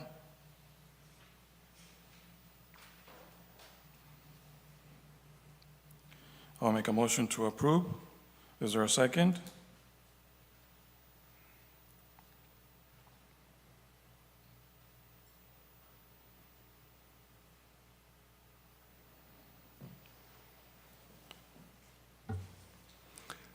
Just because we have no choice, I will second that. So we have a motion on the floor, first and a second. Roll call, please. Roll call, Councilmember Roth, Yes. Councilmember Mann, Yes. Councilmember Soto, Yes. Mayor Pro Tem Samra, Very reluctantly, yes. Mayor Moran. Yes. Motion passes by a vote of 5-0. And that had nothing to do with Jilton. They provide a hell of a good service. Thank you. Next, we have item number 6, discussion and direction regarding whether to commence the process for establishing term limits for city council members. So this item, it's something that has been in conversation, well, at least with myself and some residents for the last couple of years. And Wait a minute, you say you talk to yourself? no, residents with myself. Oh. Yeah. Good? Okay. Yeah. Well, Sorry. thank you for that clarification. You know, that's what happens when you're a language learner. I'm still learning after almost 40 years. So, so this is something that I just, you know, because it continues of coming up as an item of just of conversation, and the proper way for this to, for us or council to even talk about it is to bring it to the dais. So that's why I'm bringing it, and then again, I don't know if residents have reached out to anybody else, but this is because, once again, this is the only way for council to be able to have a conversation about this item. So I wanted to include it in the agenda. I know, and I think this conversation or this item has been or has come up to the dais, I don't know, maybe 10, 12, 15, 20 years ago. I don't know. I don't know the story. Maybe some of you guys, because you guys might know what some of the history is. But before I do any additional research, I just wanted to have this conversation. I know there are pros and cons to having term limits. There are term limits at some city council agencies. There's term limits at some county agencies, and so on. So I know, for instance, Fresno, I do believe they have, I think it's a 2-term limit of, I think it's a total of 4 years each term, so it's 8 years. So some have it, some don't have it. Another item for conversation is that how would it work, you know, when currently council members, it's 4-year terms, and mayors are 2-year terms, and so I said, I don't know, it's just, so I think this would be a good opportunity to provide input, history, and really just make this a conversation piece. Yeah, Mr. Mayor, just to give you brief history, this item on a directly elected mayor was back in 2002, sometime that era. And at that time, citizens were given a question, should the mayor be elected? And the second question was, should the term be 2 years or 4 years? People overwhelmingly voted for a yes, for directly elected, and then also for 2-year term. And several terms later, it was sent back to the voters, should the mayor's term be changed to 4 years, and people rejected that at that time. Times have changed. Now, so, but I don't have a problem with going to the people. If we're going to do this, that's fine. But we have an election coming up in November. Hey, citizens, should we impose term limits on council? And I think we should re-ask that question, should the term be changed to 4 years for the mayor? I think maybe time to change now. 2 years is an awful short time. There's hardly a time to get things done. I've always been supportive of longer term, but I think the mayor is absolutely right. People have brought this, 2 years too short. You never get anything done because you got next term. But as far as term limits, there is, more than once, our voters show me the term limits by voting me out. So there are term limits out there, but if we want to make sure that to the voters, let's do it. Thank you for that history lesson. You're welcome. Lived it. That shows how long you've been here. Huh? That shows how long you've been here. Yeah. One day I'll tell you why we had the directly elected mayor. I put that out there. I'll tell you why I'm not here. All right, okay, thank you for that. Council, are there any additional questions, comments at this time before I go out for public comment? Thank you, Mayor. No, but I do believe that we should go out to the voters. I think that's fair. And instead of us just deciding it, I think the voters should decide. All right, thank you. So at this moment, I'm going to go out for public comment. Is there any public comment on the phone in regards to this specific item? Hearing none, coming back to the chamber at 9 p.m. Is there any public comment in the chamber?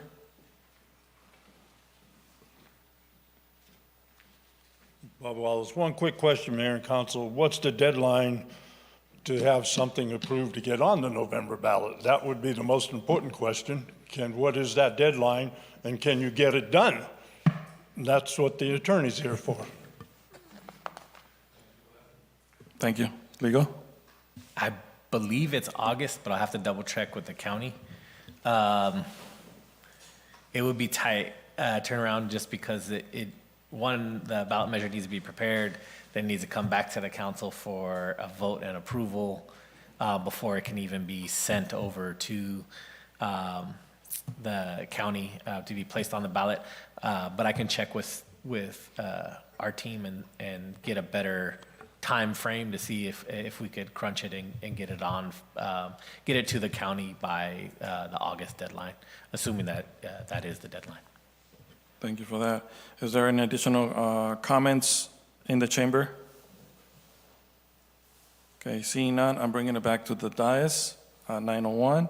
So I think you guys make a good point, and that was a pretty good question. And I think I would suggest, I think this is something that should be looked into, and then maybe if we give direction to legal to at least start researching, asking questions, and preparing this, and then if we are able, if we're able to have it all done in time, then council can decide to move it forward and put it on the ballot, and then for November, and then even if we don't make it to the time frame, at least we already started the work and have it ready for next time when the next election comes up, even though it might be 2 years. But I think following on what Mayor Pro Tem suggested, it would be a good idea to at least get a good, clear message on what the voters want, and then in regards to the term limits, and I'm just curious, maybe, because let's say that, we give direction to legal and staff to do a little bit of research in some direction, what would be the term limits? I mean, considering, I know that, the only one I can think of right now is Fresno has, but they have a separate system, which the mayor is separately. So how would that work in this case? What is some of your input? Does Merced have term limits, City of Merced? I think they do. One of the things, though, even if it doesn't make it for this November ballot, each one of us, if we were to decide to run again, we would be, and I don't know exactly what that number is, But are we even looking at consecutive terms or serving at any time in our careers? Typically, what I've seen most cities do is it's consecutive terms, not you're entitled. So, for example, like the city of Fresno, you can't serve more than 2 consecutive terms, and they're both 4-year terms. After you're out of elected office for 1 year, you can then one election cycle, you can technically run again, and that has happened multiple times. How's the state assembly and the state senate? That I'd have to look into. I'm not sure. It may be attached to their career, but I'm not sure.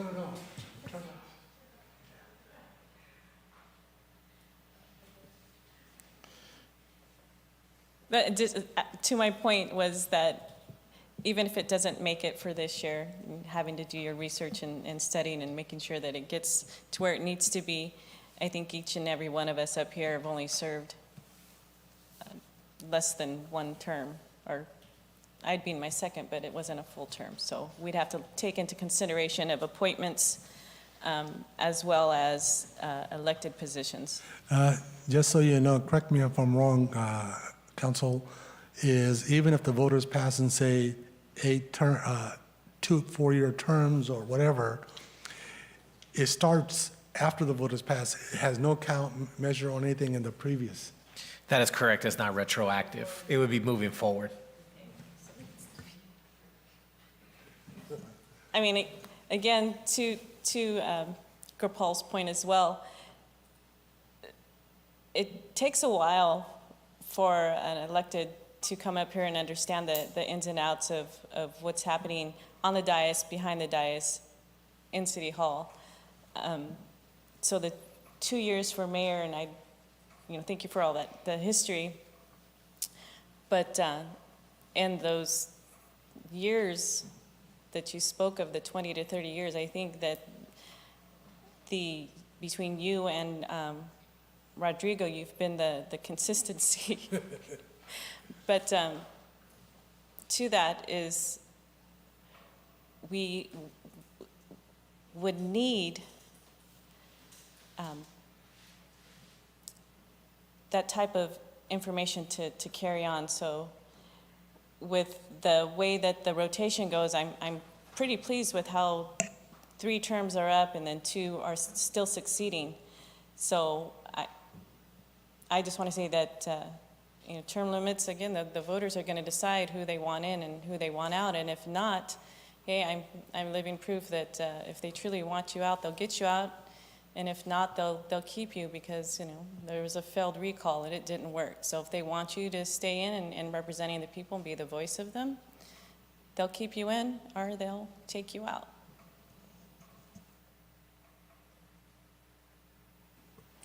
Any other questions, comments?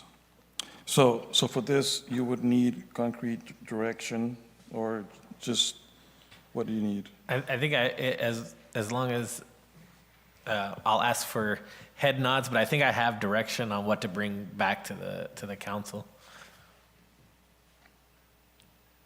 All right. I think I have the direction, Mr. Mayor.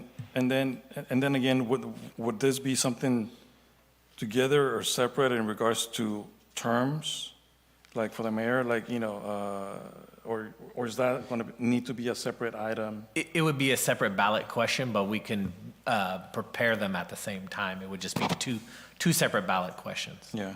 Okay. Sounds good. Thank you. All right, moving on. Next item number 7. Discussion and direction regarding the consideration of allowing one planning commissioner to be outside the city limits, but within the Livingston Union School District. As the planning commission has, well, I think in general, not just the planning commission here has been struggling, or not necessarily struggling, but still continues to have open spots for commissioners. And I think I've seen this, everywhere. At the county, other cities, there are committees that have open spots, open seats.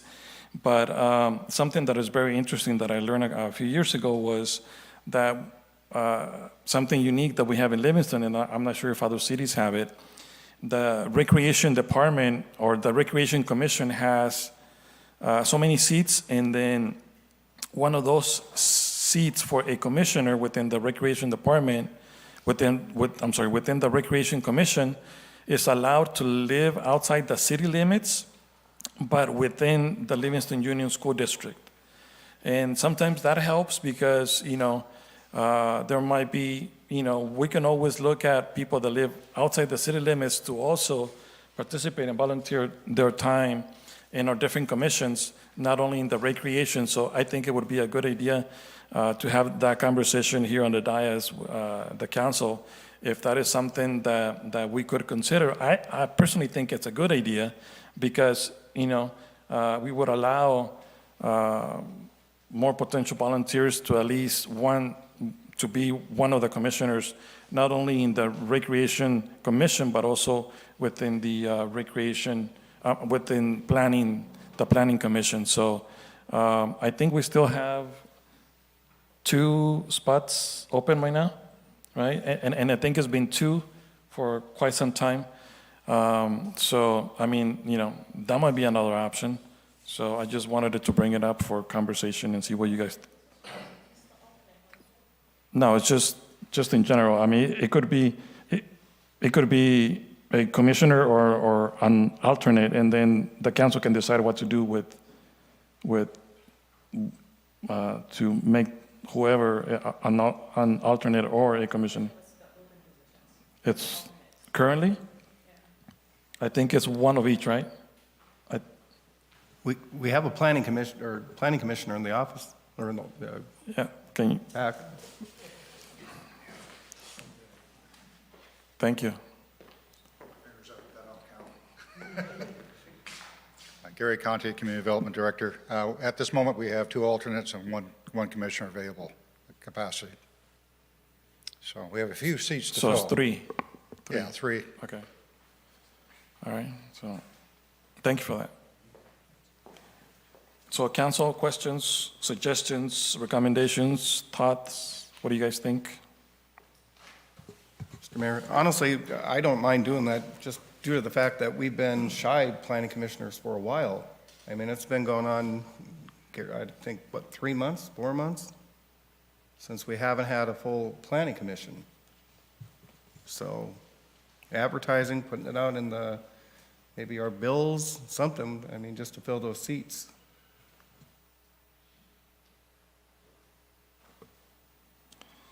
So at this time, I'm going to go out for public comment on 9/11.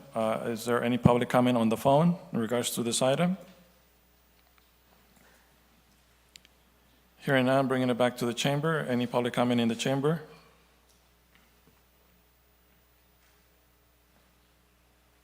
Bob Wallace, Mayor, Council, this is the first time we've ever run into this situation. Happy just left, and he was been on the commission 1 or 2 times. I've been on it now for 9 years and the chairman for many of those.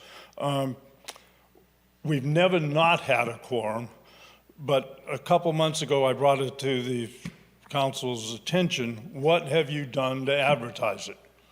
And I asked about putting it in on the monthly billing with the water bill, and also could you attach something to the recreation department's notice? I have not noticed either one of those. What have you done with that recommendation to get it out there published? And other than telling the people you can look on the website and see that it's open, that not publicizing anything in my opinion. As far as going out to Livingston School, I don't think any of the current commissioners, I can't speak for them. I don't personally see an issue with that, but I'm just wondering, what have you done in the 2 months since I brought it up? And has it gone anywhere? That would be my only comment on it. Thank you. Thank you for your question.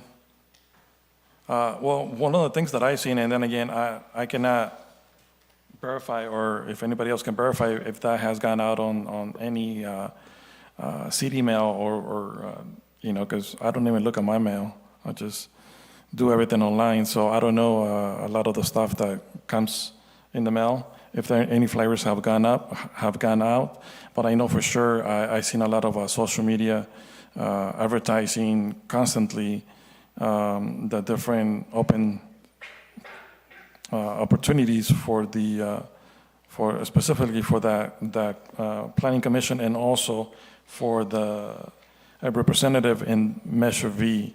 So actually, even that has been vacant for probably at least over 2 years or 3 years. So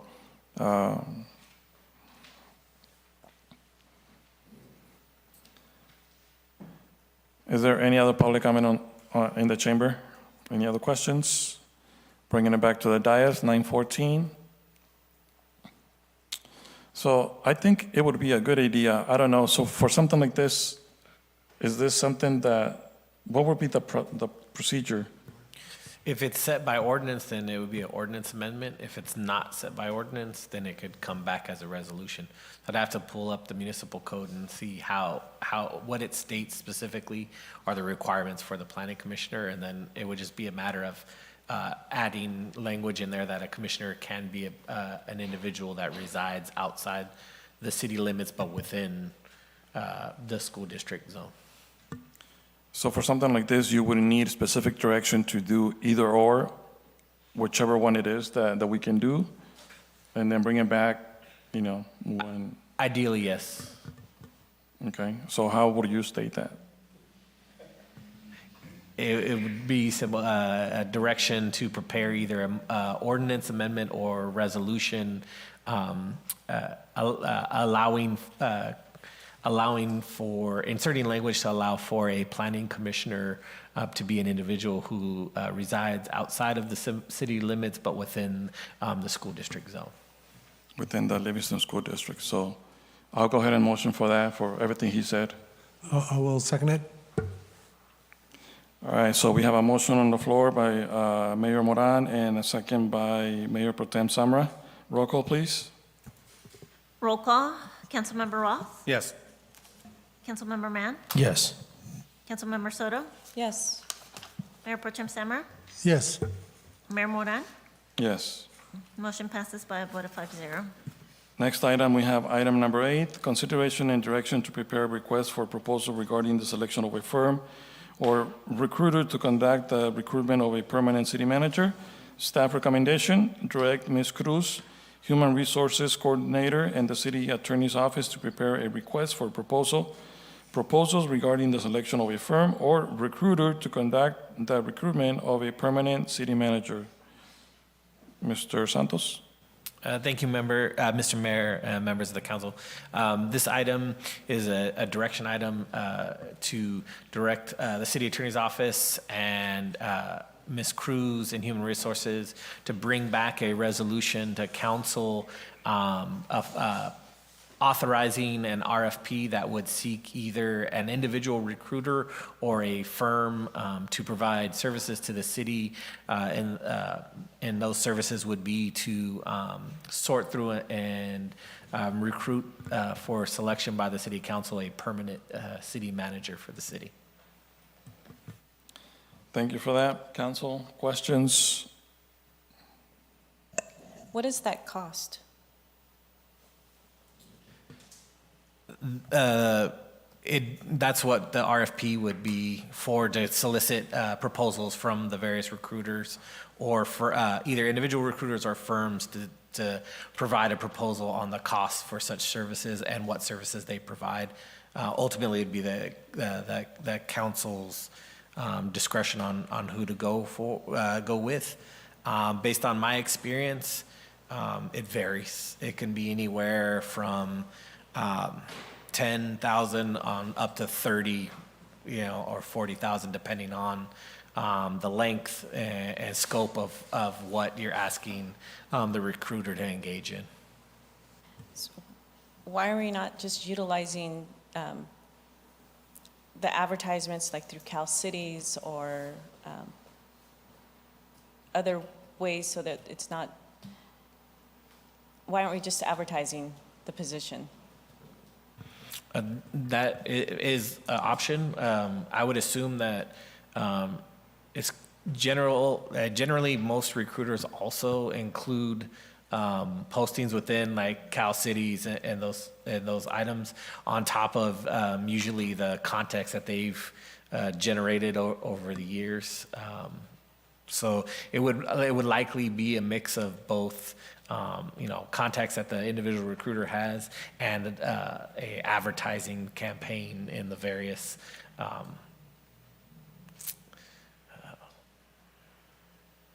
journals that a city manager would typically read or look through.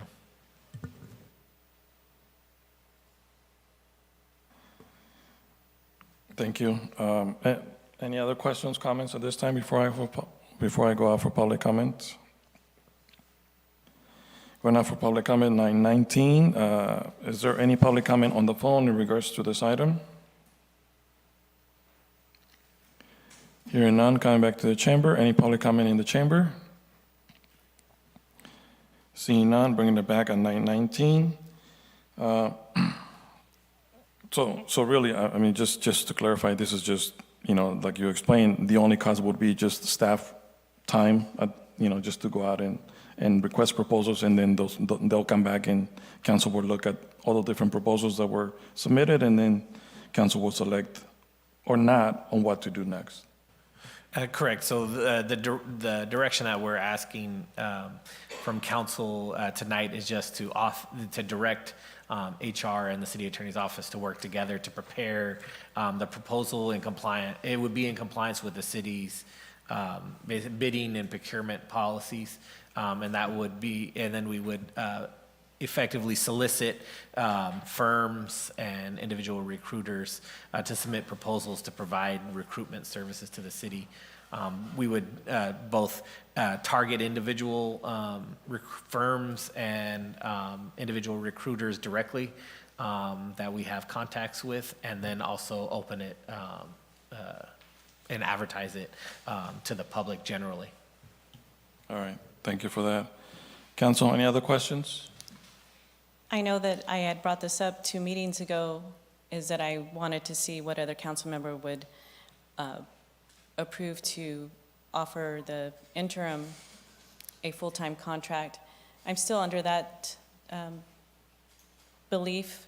We've had him for over a year, and we're feeling the stability and moving forward with many items that Livingston has desperately needed to come to solutions and resolve, and I believe that under his leadership as a council, we've been able to work pretty much together, and City Hall has given some positive feedback as well.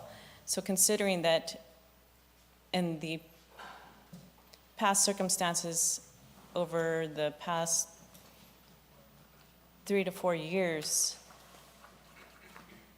going out and seeking and advertising for a city manager, and I know that I was already told that the opportunity is there for everyone to apply, including Christopher. So, but I just want to go ahead and put this out there that I'm pleased with the progress that Livingston is making under Christopher's leadership, and that putting this out for RFP, again, is going to break the consistency that we have just started to move forward with, and seeing some groundbreaking changes that Livingston has also needed. So that would be my input. Thank you. Thank you. Council, anything else? Motions? Questions? Mr. Mayor, I make the motion that we direct staff to move forward, bringing an RFP back to the council. Thank you. I'll go ahead and second that. Roll call, please. Roll call, Councilmember Roth, Yes. Councilmember Mann, Yes. Councilmember Soto, No. Mayor Pro Tem Semmer, Yes. Mayor Moran. Yes. Motion passes by a vote of 4-1. Thank you. Next item, number 9, discussion and direction regarding the fireworks ordinance and possibly changing the administrative penalty fees. So I think it was a year ago when about a year ago, when we had this item, and so recently some questions came up in regards to what were the penalties. I think the assumption was that a year ago, more or less, when this item came before the council and it was approved, that the penalties were assumed that were, because I think currently they're $50 or $100 or something like that, and then, or before this ordinance change, and then the assumption was that the initial fines were going to start at like, $500, $1,000, and $1,500, up to $2,500 per incident. And so my understanding is that that is not the case. So I wanted to bring this back to the council to make, to clarify that that is not the case, but council can still make amendments or changes to the administrative penalty fees towards not the low penalty fee, but rather a significant fee which might deter people from using illegal fireworks. Otherwise, it's useless, in my opinion. So that is why I wanted to bring this back to the council for additional questions or clarifications. So, council, any questions? Mr. Mayor? Yes. Question for Acting Chief. Do you, if I may, do you believe that extra administrative fees will be a deterrent, or is it trying to catch people in the act? What do you think? I mean, if you don't mind, Chief, if you don't mind? Because we see an awful lot of fireworks and we only have so many people out in the street, then catching them, becomes tricky. So you want to know if the fines would make a difference, if up in the fines? Yeah. Yeah, so I think currently it's $130 for the first offense, and then it goes up to $500 for the second one within a year. I mean, as you stated, it's, when you have more of a fine than $130 for your first offense, and realistically, if you get caught that day, that's going to be your first offense. So I think it would make a difference to have a more significant fine than not having it. Yeah, John, I'm sorry, Chief, sorry about that. I'm used to calling you John. Over the times, and I'm not putting this into the department, I know you guys tried to do a hell of a good job out there, but it's kind of hard. What is the average number we catch during, I know fireworks season never ends for Livingston, but what is the average number you think we actually cite? I don't know if I can give you an actual average number. Roughly. I can base off of probably last year, I would say maybe up to 4. In a year? Well, for the 4th of July week. Well, okay. Yeah. And then normally throughout the year, it's almost a 0. I mean, it's kind of hit and miss, so. I got somebody behind my house thinks it's 4th of July year round, but. Huh? I heard him on Friday. Yeah, but it's kind of hard to catch. By the time you find out what, you go outside, they're already done. By the time they call in and we actually get dispatched. Yeah, it's already, No, I realize the difficulty the officers are having, Yeah. So, but you do feel that a heavier fines or administrative fees, whatever, for the lack of a better word, would be a deterrent? Yeah, I mean, I was under the impression too that it was a lot more, it was a stiffer penalty. I thought it was 25, I thought it was a lot more than that too, but. Yeah, well, I think when it went through in March, a lot of the conversation was that it was up to $2,500. But in reality, it starts at $130. Yeah. And then there's some differences on the fines as well. If they're doing an infraction, that it could be $100, $200, or $300. Now, are these administrative citations or? So yes, so the city attorney actually has discretion to either go as an infraction or misdemeanor if we do administrative. One of the Yeah. problems we have right now is who's going to enforce or deal with the administrative citations, because we learned recently, just in, I think it was August of last year, that the district attorney's office was not going to. They're not gonna do They weren't going to do it. So I had a conversation with Roy just last week, and we're kind of trying to figure that out. Yeah, it needs to be a administrative citation. That way we deal with it Yeah. here at City Hall or within the city. Yes. Yeah, thank you. So yes, I definitely feel that if we were to increase the fines, that would be a deterrent. Yep. Sorry, I was just gonna, yeah, the chief and I had a conversation about this issue recently. And what I informed the chief is, generally speaking, the city does not need to rely on the district attorney's office to prosecute municipal code violations. The city attorney's office is actually the prosecuting entity for the city. So for those items that the district attorney won't take up, the city attorney's office can prosecute those items, including infractions and misdemeanors. Typically, most counties and superior courts, a lot of the infractions were handled in with other like vehicle code issues. So typically informally, without attorneys needing to be present. It doesn't appear that that's the case in Merced County, though. So if an item is still even listed as an infraction, in order for it to be addressed, meaning not summarily dismissed by the court, somebody from the city attorney's office would need to be there, because the DA's office will not. And similarly with a misdemeanor violation.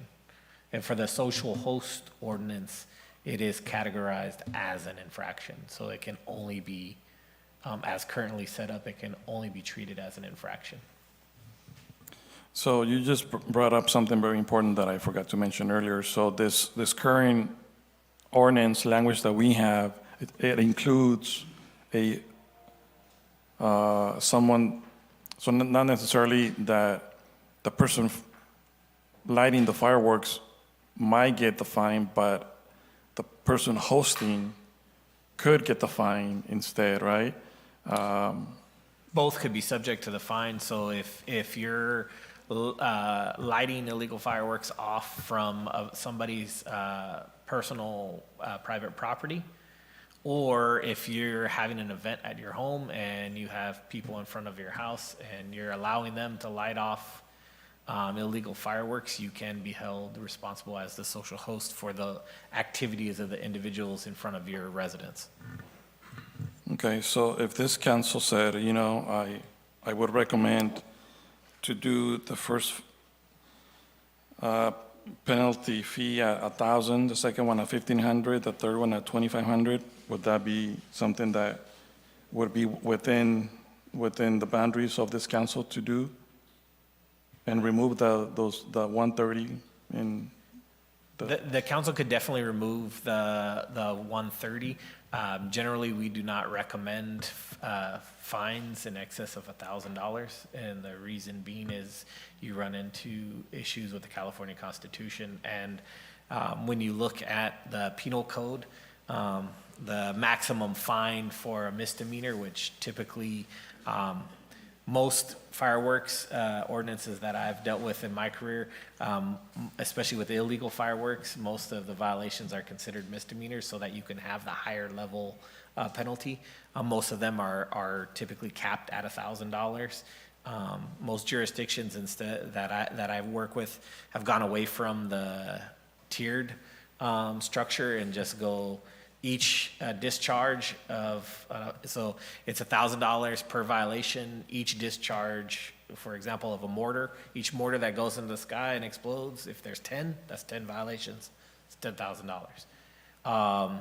That way, and those are all discretionary with the city on how they, choose to enforce. But that way, that kind of penalty does not run afoul of the limitations that we've seen in place or challenges when administrative citations are taken to an appeal hearing, either before a hearing officer or taken up on appeal to the Superior Court. Okay, thank you for that clarification. And I think I heard you say that you're suggesting that we do the 1,000, up to 1,000 for this council, because... In the jurisdictions that I've worked with, we've seen the most impact at that level versus the tiered system. But that's totally at the discretion of the council. Thank you, makes sense. Council, any additional questions or clarifications? Mr. Mayor, I'm good with 1,000. If everyone agrees to that. So this is something that you would need to bring back? Yeah, what I would do is prepare an ordinance amendment to the current fireworks ordinance and correct the administrative penalties in both the social host section and the general discharge section. And what I would do based on the direction that if council gives such direction, I would change it to $1,000 per violation. And each violation of the code is a separate violation in and of itself. So I would also support that if the majority of the council is in agreement. The other thing I would probably request direction on too is whether or not to change the penalty from infraction to misdemeanor. I would recommend changing it to misdemeanor because it gets us to the higher penalty limit. But that doesn't mean that it has to be charged as a misdemeanor. The only time it is if a criminal prosecution is going to go forward versus an administrative citation. So that would be the other requested direction I would ask for.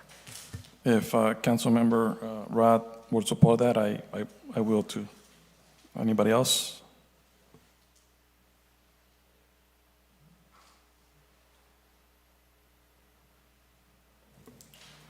All right, so you have direction. Thank you for that. Item number 10, discussion and direction regarding the 4th of July Standing Committee recommendation, including the following: overall budget and the schedule of events for the 4th of July events. Mayor and council, thank you. So there's an updated staff report that's included on the dais for you all. The ad hoc had a meeting, I think it was Thursday evening.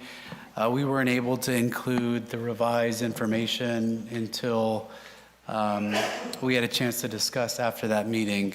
So what you have before you are the additional details that were discussed at Thursday night's ad hoc. You can see that some of the items that were discussed and are being proposed include the following. The beer garden will close 1 hour before closing of the overall event and will open 1 hour after the initial day's opening activities. The vendors will be charged $750 for a single booth. Those that have a double will be charged $1,400. Nonprofits will not be charged for booths. Informational groups and merchants that choose to sell wares and other types of merchandise will be charged $200. PD will provide 2 officers on the weekend, Saturday and Sunday.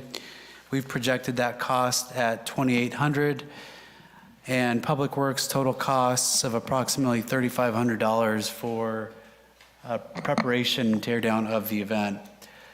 We are seeking council direction to finalize the fireworks show on the 5th because we need to nail down that date with a fireworks vendor. The ad hoc committee members are here, obviously Councilmember Soto and Councilmember Mann, and I'm sure that they can answer additional questions related to the event. But formally, we are seeking direction to go ahead and nail down the 5th for our fireworks vendor. Thank you, Mayor. Thank you for that. So at this time, if the committee members would like to provide additional information besides what's on this report. So actually, I do have a question, then maybe that would be a good opportunity for the committee members to answer those questions. Well, one, City Manager, was this also, this revised report was uploaded in the agenda on the website? So Monica, when we have updated staff reports, do they get uploaded to the agenda packet? They do, but this one was last minute, so it hasn't been updated on the website. But we do have a copy in the back with the revisions. With that legal, That is Brown Act compliant. okay. All right, well, because I didn't even see this until I got here. And then the other question was,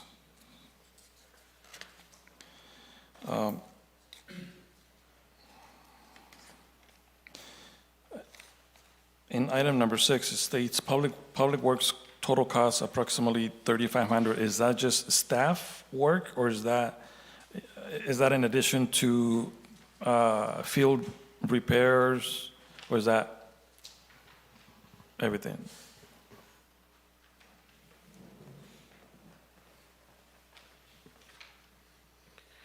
Mayor, that cost is inclusive of, as the city manager said, tear down, preparation, cleanup, and manning the event as well. All right, thank you.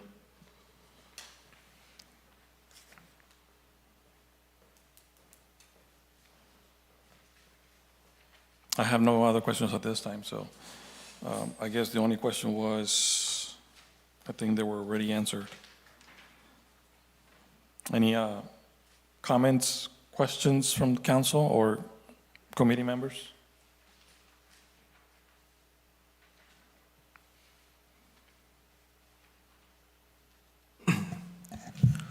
Councilwoman Soto, on July 4th, here it says carnival and vendors. Will we be having carnival and vendors on that day? I believe that part was not updated. Prior to 2018, the carnival used to open 4 days for the event, but according to the most recent contract that we have with Paul Maurer Shows, it does not include 4 days. It's a 3-day carnival. Just want to make sure that wasn't mistaken before we pitched over to council. But July 4th, there would not be any festivities at the site. That would be more of a day for them to go and set up their equipment. Fireworks will be on July 5th. The festivities will go from July 5th through July 7th, Sunday, as is currently written.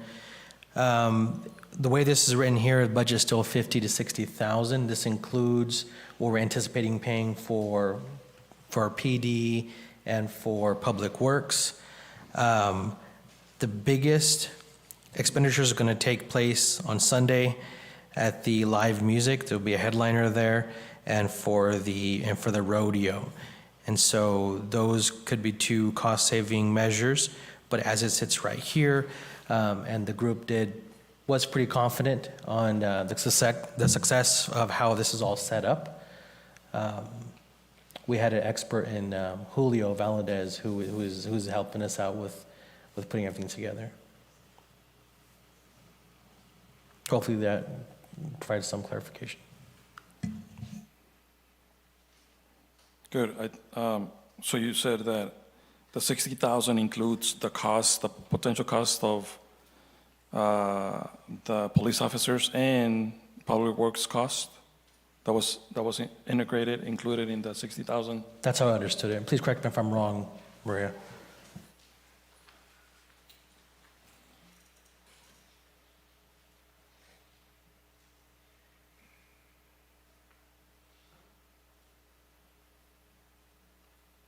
Just looking at our numbers here,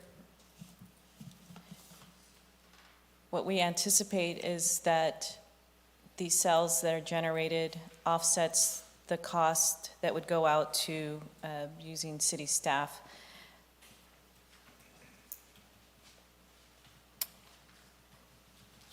With these numbers, it doesn't appear that it included that. That is what, about 5,000?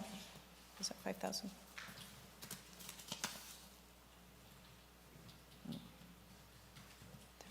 No, it's over 6,000.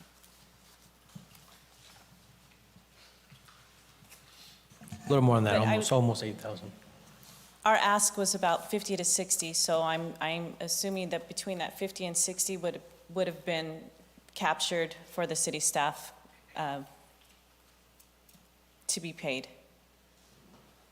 That would be my safe estimate there. So our ask would actually probably be the 60. And just for clarification, I think you're going to say the same thing. This is more of an estimate of what's the cost is to the city.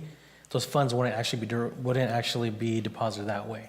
It's just a cost center saying this is how much it would cost to have PD there and have Public Works there, just so we can have an idea, so we can then put it into our budget overall to see how much is coming out of the city's pocket, if that makes sense. There's not going to be any physical exchange of money there. Councilmember Mann just read my mind, so yeah, good job. You know, I think you, Councilmember Mann, I think you brought up a good point. You know, so a couple of things, and maybe I got confused. Is there something going on the 4th of July? Or not? Not, right?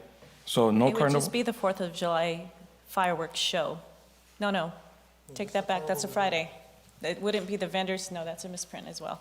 So nothing on the 4th of July, but it would be Friday, Saturday, and Sunday.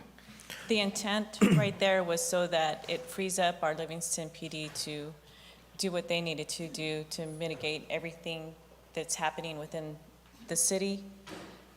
Also gives opportunity for residents to go out to the other communities that are also hosting 4th of July event and spend that day with their families. Okay, and then, Councilmember Mann, you brought up a good point that I hadn't, you know, just kind of thought about what I did, but, you know, because I'm assuming without really seeing a cost, like a cost, do we have an idea of how much are we looking to spend on the headliner entertainment on Sunday in the Jaripeo of the 60,000? On that day, Just for the headliner and the Jaripeo and the rodeo? we're looking at about 25,000 for Sunday. For both? Yes. About 8 for the jaripeo and the bands, about 20. Around an estimate. So we've got costs here, security about 10,000, sound stage production 5, fencing, porta potties, tents and chair rentals about 10. And then on Saturday, minimal costs about 5.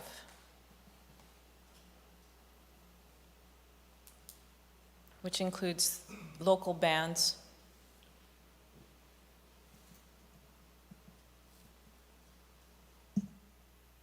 So you mentioned that somewhere between 20 and 25,000 for the headliner and the Jaripeo or the rodeo on Sunday. That's 25,000. If it wasn't 60,000, it would, without that, it would be somewhere around 30 to 35,000. You know, kind of bringing it back for the first year at this level, I would feel more comfortable not going this huge, and then kind of learning from this one event and seeing, could we do enough without having this big chunk of change, invested in the event, and then maybe it could be a very successful event without that expense. And then if we have this event without that headliner and without that jaripeo, and then we see or you see that it wasn't successful, maybe we need something else. Maybe we can do that next year. especially because the 4th of July falling on Thursday, I feel like, Friday and, it's really going to be like the big, fireworks are going to bring people together. So I'm not concerned with that. And then something on Saturday and then something on Sunday, just because the carnival has to be there, right? Because the carnival has to be here for 3 days. The contract for the carnival, right? So instead of looking at a budget of 50 to 60,000, we can look at a budget of 30 to 35, and that's besides the cost already allocated for the fireworks. So still, potentially we're with the 60,000 plus the 25 or so $1,000 that are going to be spent on the fireworks, we're potentially looking at an event of $85,000 for a 4th of July celebration. So it's for the first time I feel like we could kind of measure it and figure it out, and then if we need something bigger, then council can make a decision for next year. Just my thoughts. So this has been a successful event. It's not the first time. It may be the first time after COVID, but it is not the first time that this event has been held this way. At Max Foster, it was held there 2016, and quite successfully. We've had the entertainment, everything Friday, Saturday, Sunday, with Sunday being the biggest day. That's why we want to be able to bring in the biggest draw. In order to make that money, we have to spend some money to bring in entertainment that how it's been ran, and Sunday is what we have considered to be a Hispanic portion of the event, which brings in a lot of the revenues. That's why it took me a bit, being on the committee since 2013, to have that idea of Sunday being a day set aside, that there was more of the Hispanic entertainment on that day, but we also try to bring in on Saturday night so that it brings in a good crowd. But it has been successful in the past when it was ran this way, and it's unfortunate that Julio is not here to speak on this issue. But from what I understand and what I've actually been able to work through as part of the committee, it is successful this way, and that $35,000 has already been allocated, has already been approved by this council as fireworks. So in total, when you say $85,000, that includes the fireworks, but it's not included in our ask for on today's agenda. Just a quick update on, Mr. Lopez did look up the contract. July 4th, we'll have a carnival there. It is on the contract, so we will have carnival and or possible vendors there on that Thursday. With that said, one suggestion that I would have for you guys would be maybe go one of the two between the headliner and the rodeo, if the cost is the main issue here, which it has to be when it's public funds. Instead of doing away with both of those, perhaps keep one at the very least.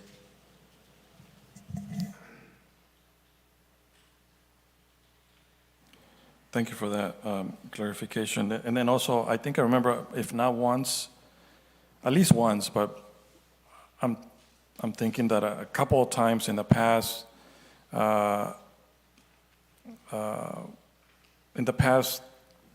4th of July committee was separate from the city. It was an independent organization, if I'm correct.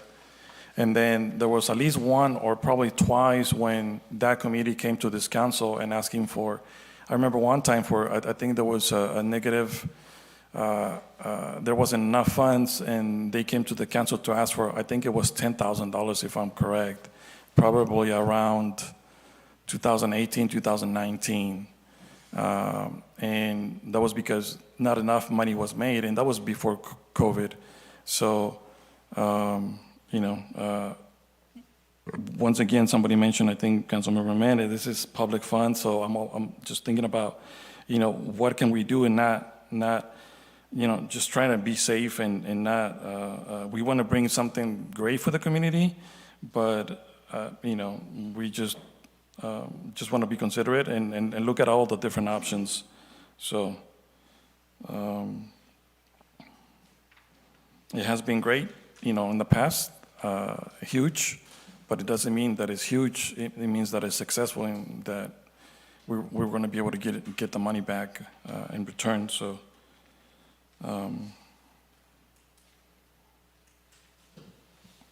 just a comment. I know that we want to also host a successful event, but we don't want to break the city either. We do have plans to fundraise, ask for sponsorships, but one of the things that maybe you might be able to consider is that with your connections, with your bands that you have, I know that you have been part of several entertainment in the entertainment world. Perhaps you might be able to lend a hand to the committee if we want to provide and collaborate with this event. Because we are asking for, we're not shooting for celebrity status bands to come, but we also want to put on a good event. And we're not going to please everybody, but we're going to get what we pay for. Now, if there's a way that you can help with your resources and contacts through the entertainment world that you've advertised in the past, that would be a great help to our committee. And it would show that the city of Livingston is also wanting to provide an event that's successful by coming up with creative ways to fund the event. If it's asking bands to do it at a lesser cost, because that's our intent as well. So any help that you could provide, that would be great. I mean, we're going to reach out to everybody in the community for volunteer efforts. If they want to if they want a DJ, if they want to get out there and have their name put up there, we're going to have some people apply for these entertainment kind of gigs, put it out there for local people. We're not trying to break the city. We want to put on a successful event. And prior to COVID, it was growing, and it drew in between 50 to 60,000 people, and that was money that throughout Livingston they were visiting. They were stopping at gas station. It made the city money. And I want to go back, and I'm not sure the numbers that when we approached the council, but we were able to offset some other costs in a different way. And again, it's unfortunate Julio's not here to speak on that, because I can't think of the exact way that we settled those obligations financially between the city and the vendors that we had contracts with.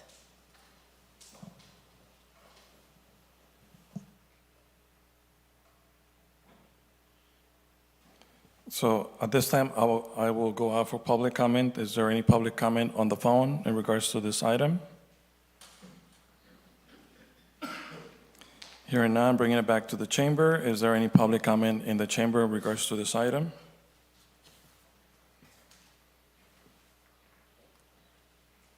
Robert Wallace, I gotta just think for a minute, what did it cost the city for everything last year?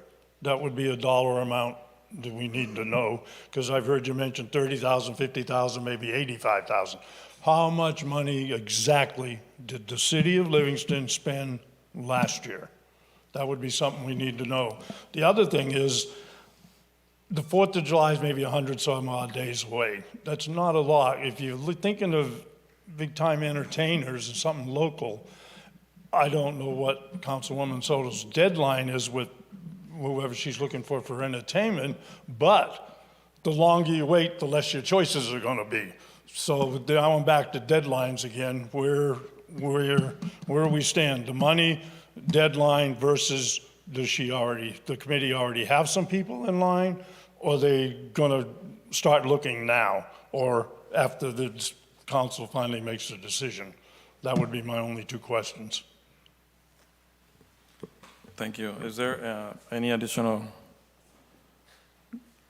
comments in the chamber? So to answer your question, Mr. Wallace, last year was a single-day event. This year's, we were trying to bring back a 3-day event now. Right, but what was the total amount of money we spent for the one-day event? I mean, counting everything, that gives us something to look at. Just multiply it by 3 and inflation, we should be in the ballpark. I'm not sure of that number. But to your second question, we've put a bug in people's ear just so that they have a heads up, but we can't commit to any types of entertainment or bands or solicit anything unless we know how much we can afford to pay them. So there are a few vendors, or entertainment, I want to say vendors, but there's entertainment and possible DJs and our locals that we would approach. They may have had a heads up already, but we can't commit to any types of contracts or agreements. All right, is there any other additional public comment in the chamber before I bring it back to the dais? Seeing none, yes, go ahead, please.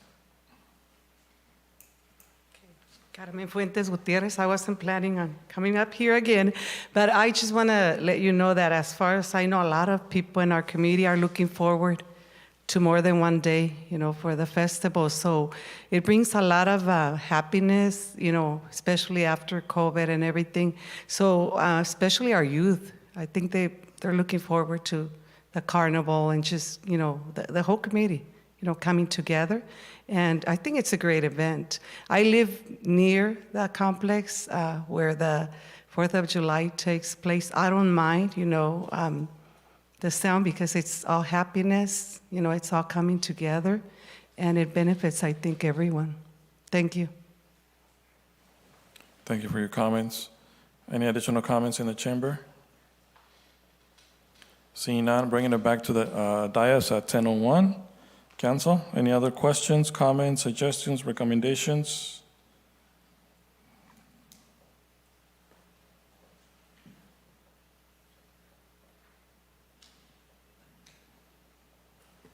We do have our vendor coordinator out there in the audience if they wanted to speak on their part of the event.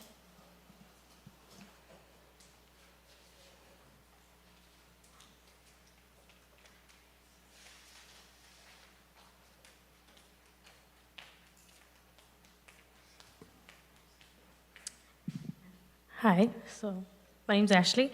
I'm gonna do the vendor part of the event, but I think it is important how he was saying that it's important to start already planning and having everything already set, because like now they're adding the date of 4th of July, and that day we didn't have planned, because I did go to the last meeting and that day was not planned. So now they're adding about the vendors on that day. So I think it's important to add that already, to already have everything set. So what Maria was saying is true, we need to know already that budget and everything so that everything can be planned out, because by this point, this should have been done already. When we did it last year, because I was part of the vendor coordinating last year for our 4th of July one, this was already done. We already had our applications sent out to these vendors by this point already. So again, like how the prices are also going up on our vendors this year with the $750. So I think it's important that we need to start doing that already as well. That's all. Thank you. Is there any additional public comment in the chamber? All right, bringing it back to the dais again at 10:03. Council? So personally, like I said, I think, I don't know, it's just, I mean, everything's going to be a hit and miss. But I would feel more comfortable with an amount, you know, somewhere between 30 and 40. I mean, even that is high for me right now, because, you know, we still have the cost, additional cost of the fireworks and everything else. So it's,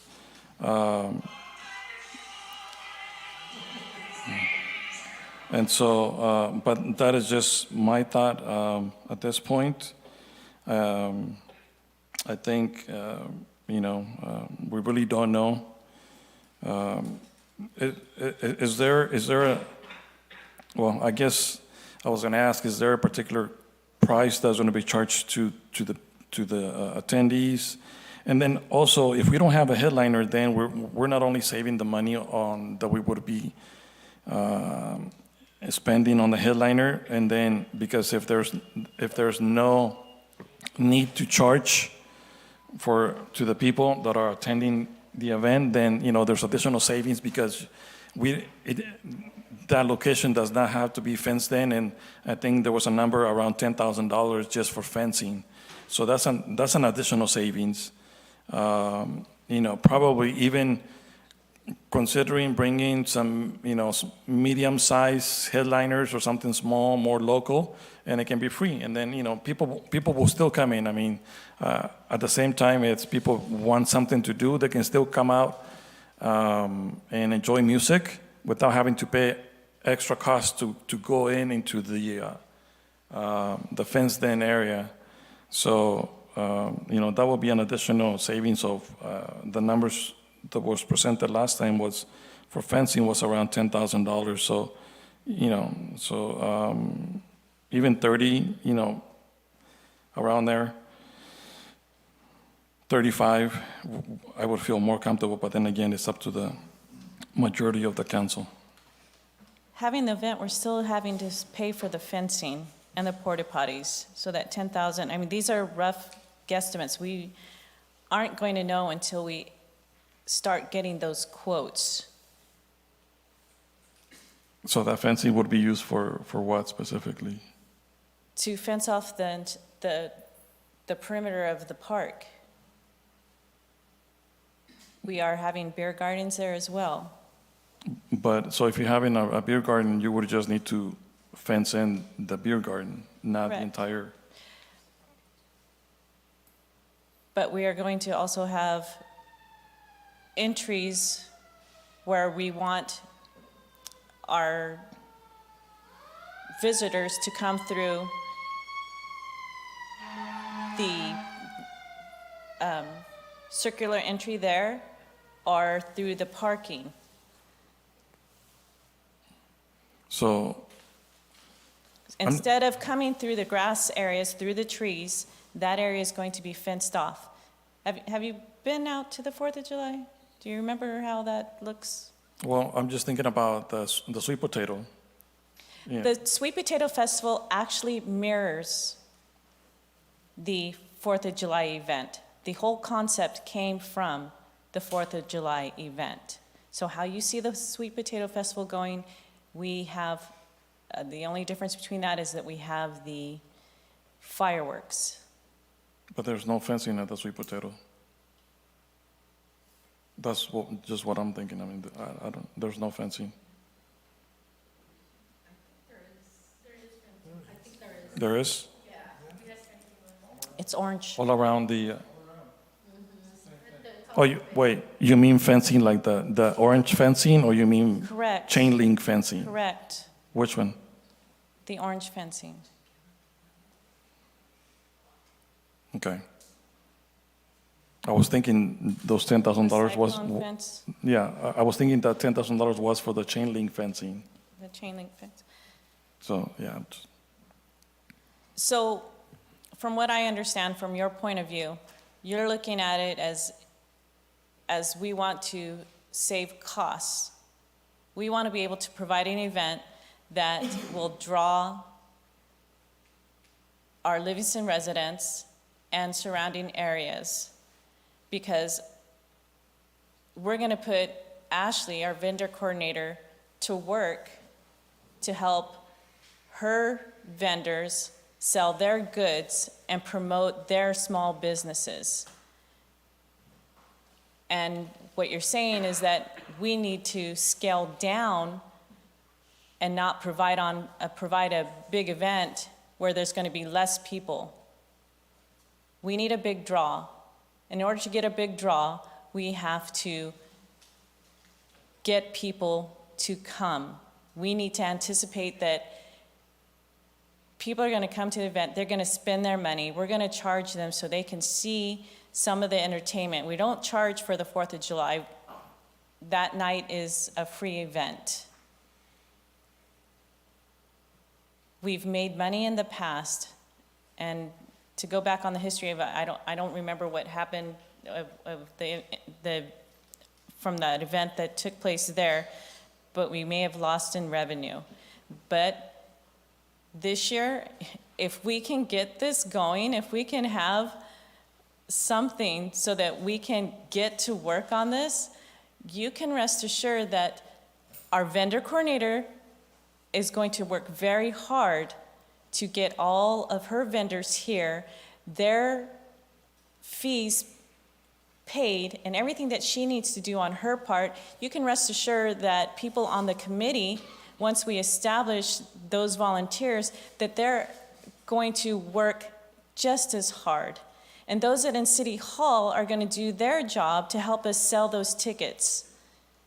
Those pre-sales is what's going to help make the money. We're not in here to lose. Perhaps we might break even, but we need to get a start on this. Because right here, this conversation is just going back and forth. We need to do this cheaper. Well, we can't do it cheaper if we're trying to bring in and make money so that it's something that our residents and surrounding communities and everybody that's involved, it's going to be a worthwhile event. It's very, thank you, Carmen, for your comment, but she's very passionate about coming to this event. Many people are looking forward to it, and they were disappointed that we didn't have it. So if we can bring it back and try to upscale it as much as we can, and with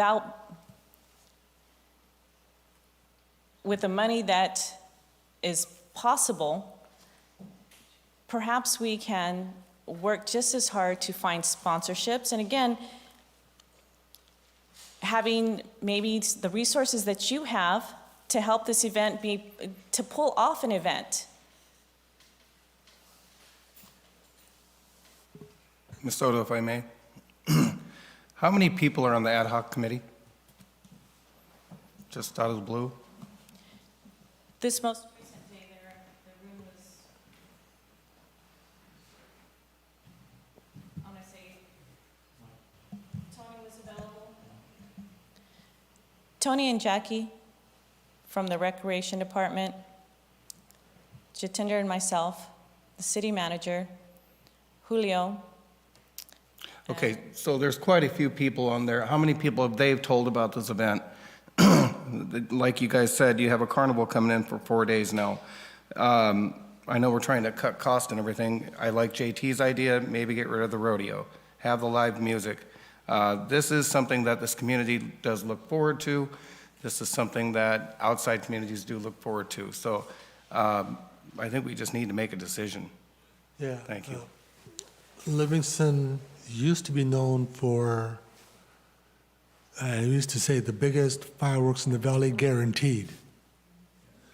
And we were known throughout, up and down, for that. Now, I agree with Councilwoman Soto that sometimes being cheap doesn't always work out in the end. But I will leave most of it the way it is. I am open if we want to remove that rodeo. I'm okay with that if that's what it comes down to, because rodeo is going to draw, but music is probably going to draw more people. But I'm okay too. But either way, I'm okay with. Just for clarification, this is the opinion of the committee as a whole. I knew that money was an issue, and that was just a suggestion, because ultimately we're going to make a decision. I'm not saying to get rid of the rodeo or the headliner, but if the bottom line is the money, then that's one cost-saving measure we can. Yeah, if council feels that we need to save some money, at the end of the day, let's get known for what we were in the valley before.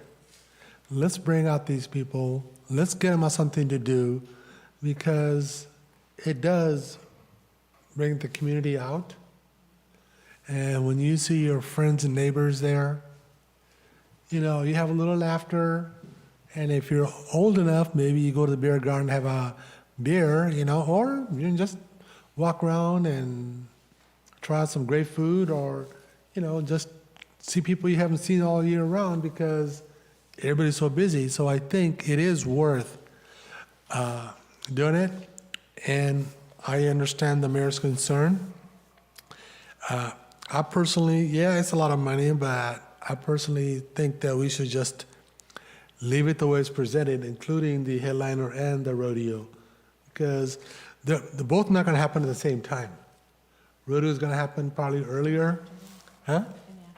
Yeah, so that gives people an incentive or a draw to come out a little longer. Vendors get a little happier, people got walking around, because we want to have our vendors make a little couple of bucks too, that way they return the following year. If they're not breaking even, it's going to be even harder to recruit. So Mr. Mon, if you believe that rodeo, you were just saying for the cost of you were suggesting that just for the sake of the cost, are you open to leaving it the way it is then? Yes, sir. Okay, then let's make a motion and move on. Council, any other questions, motions, recommendations?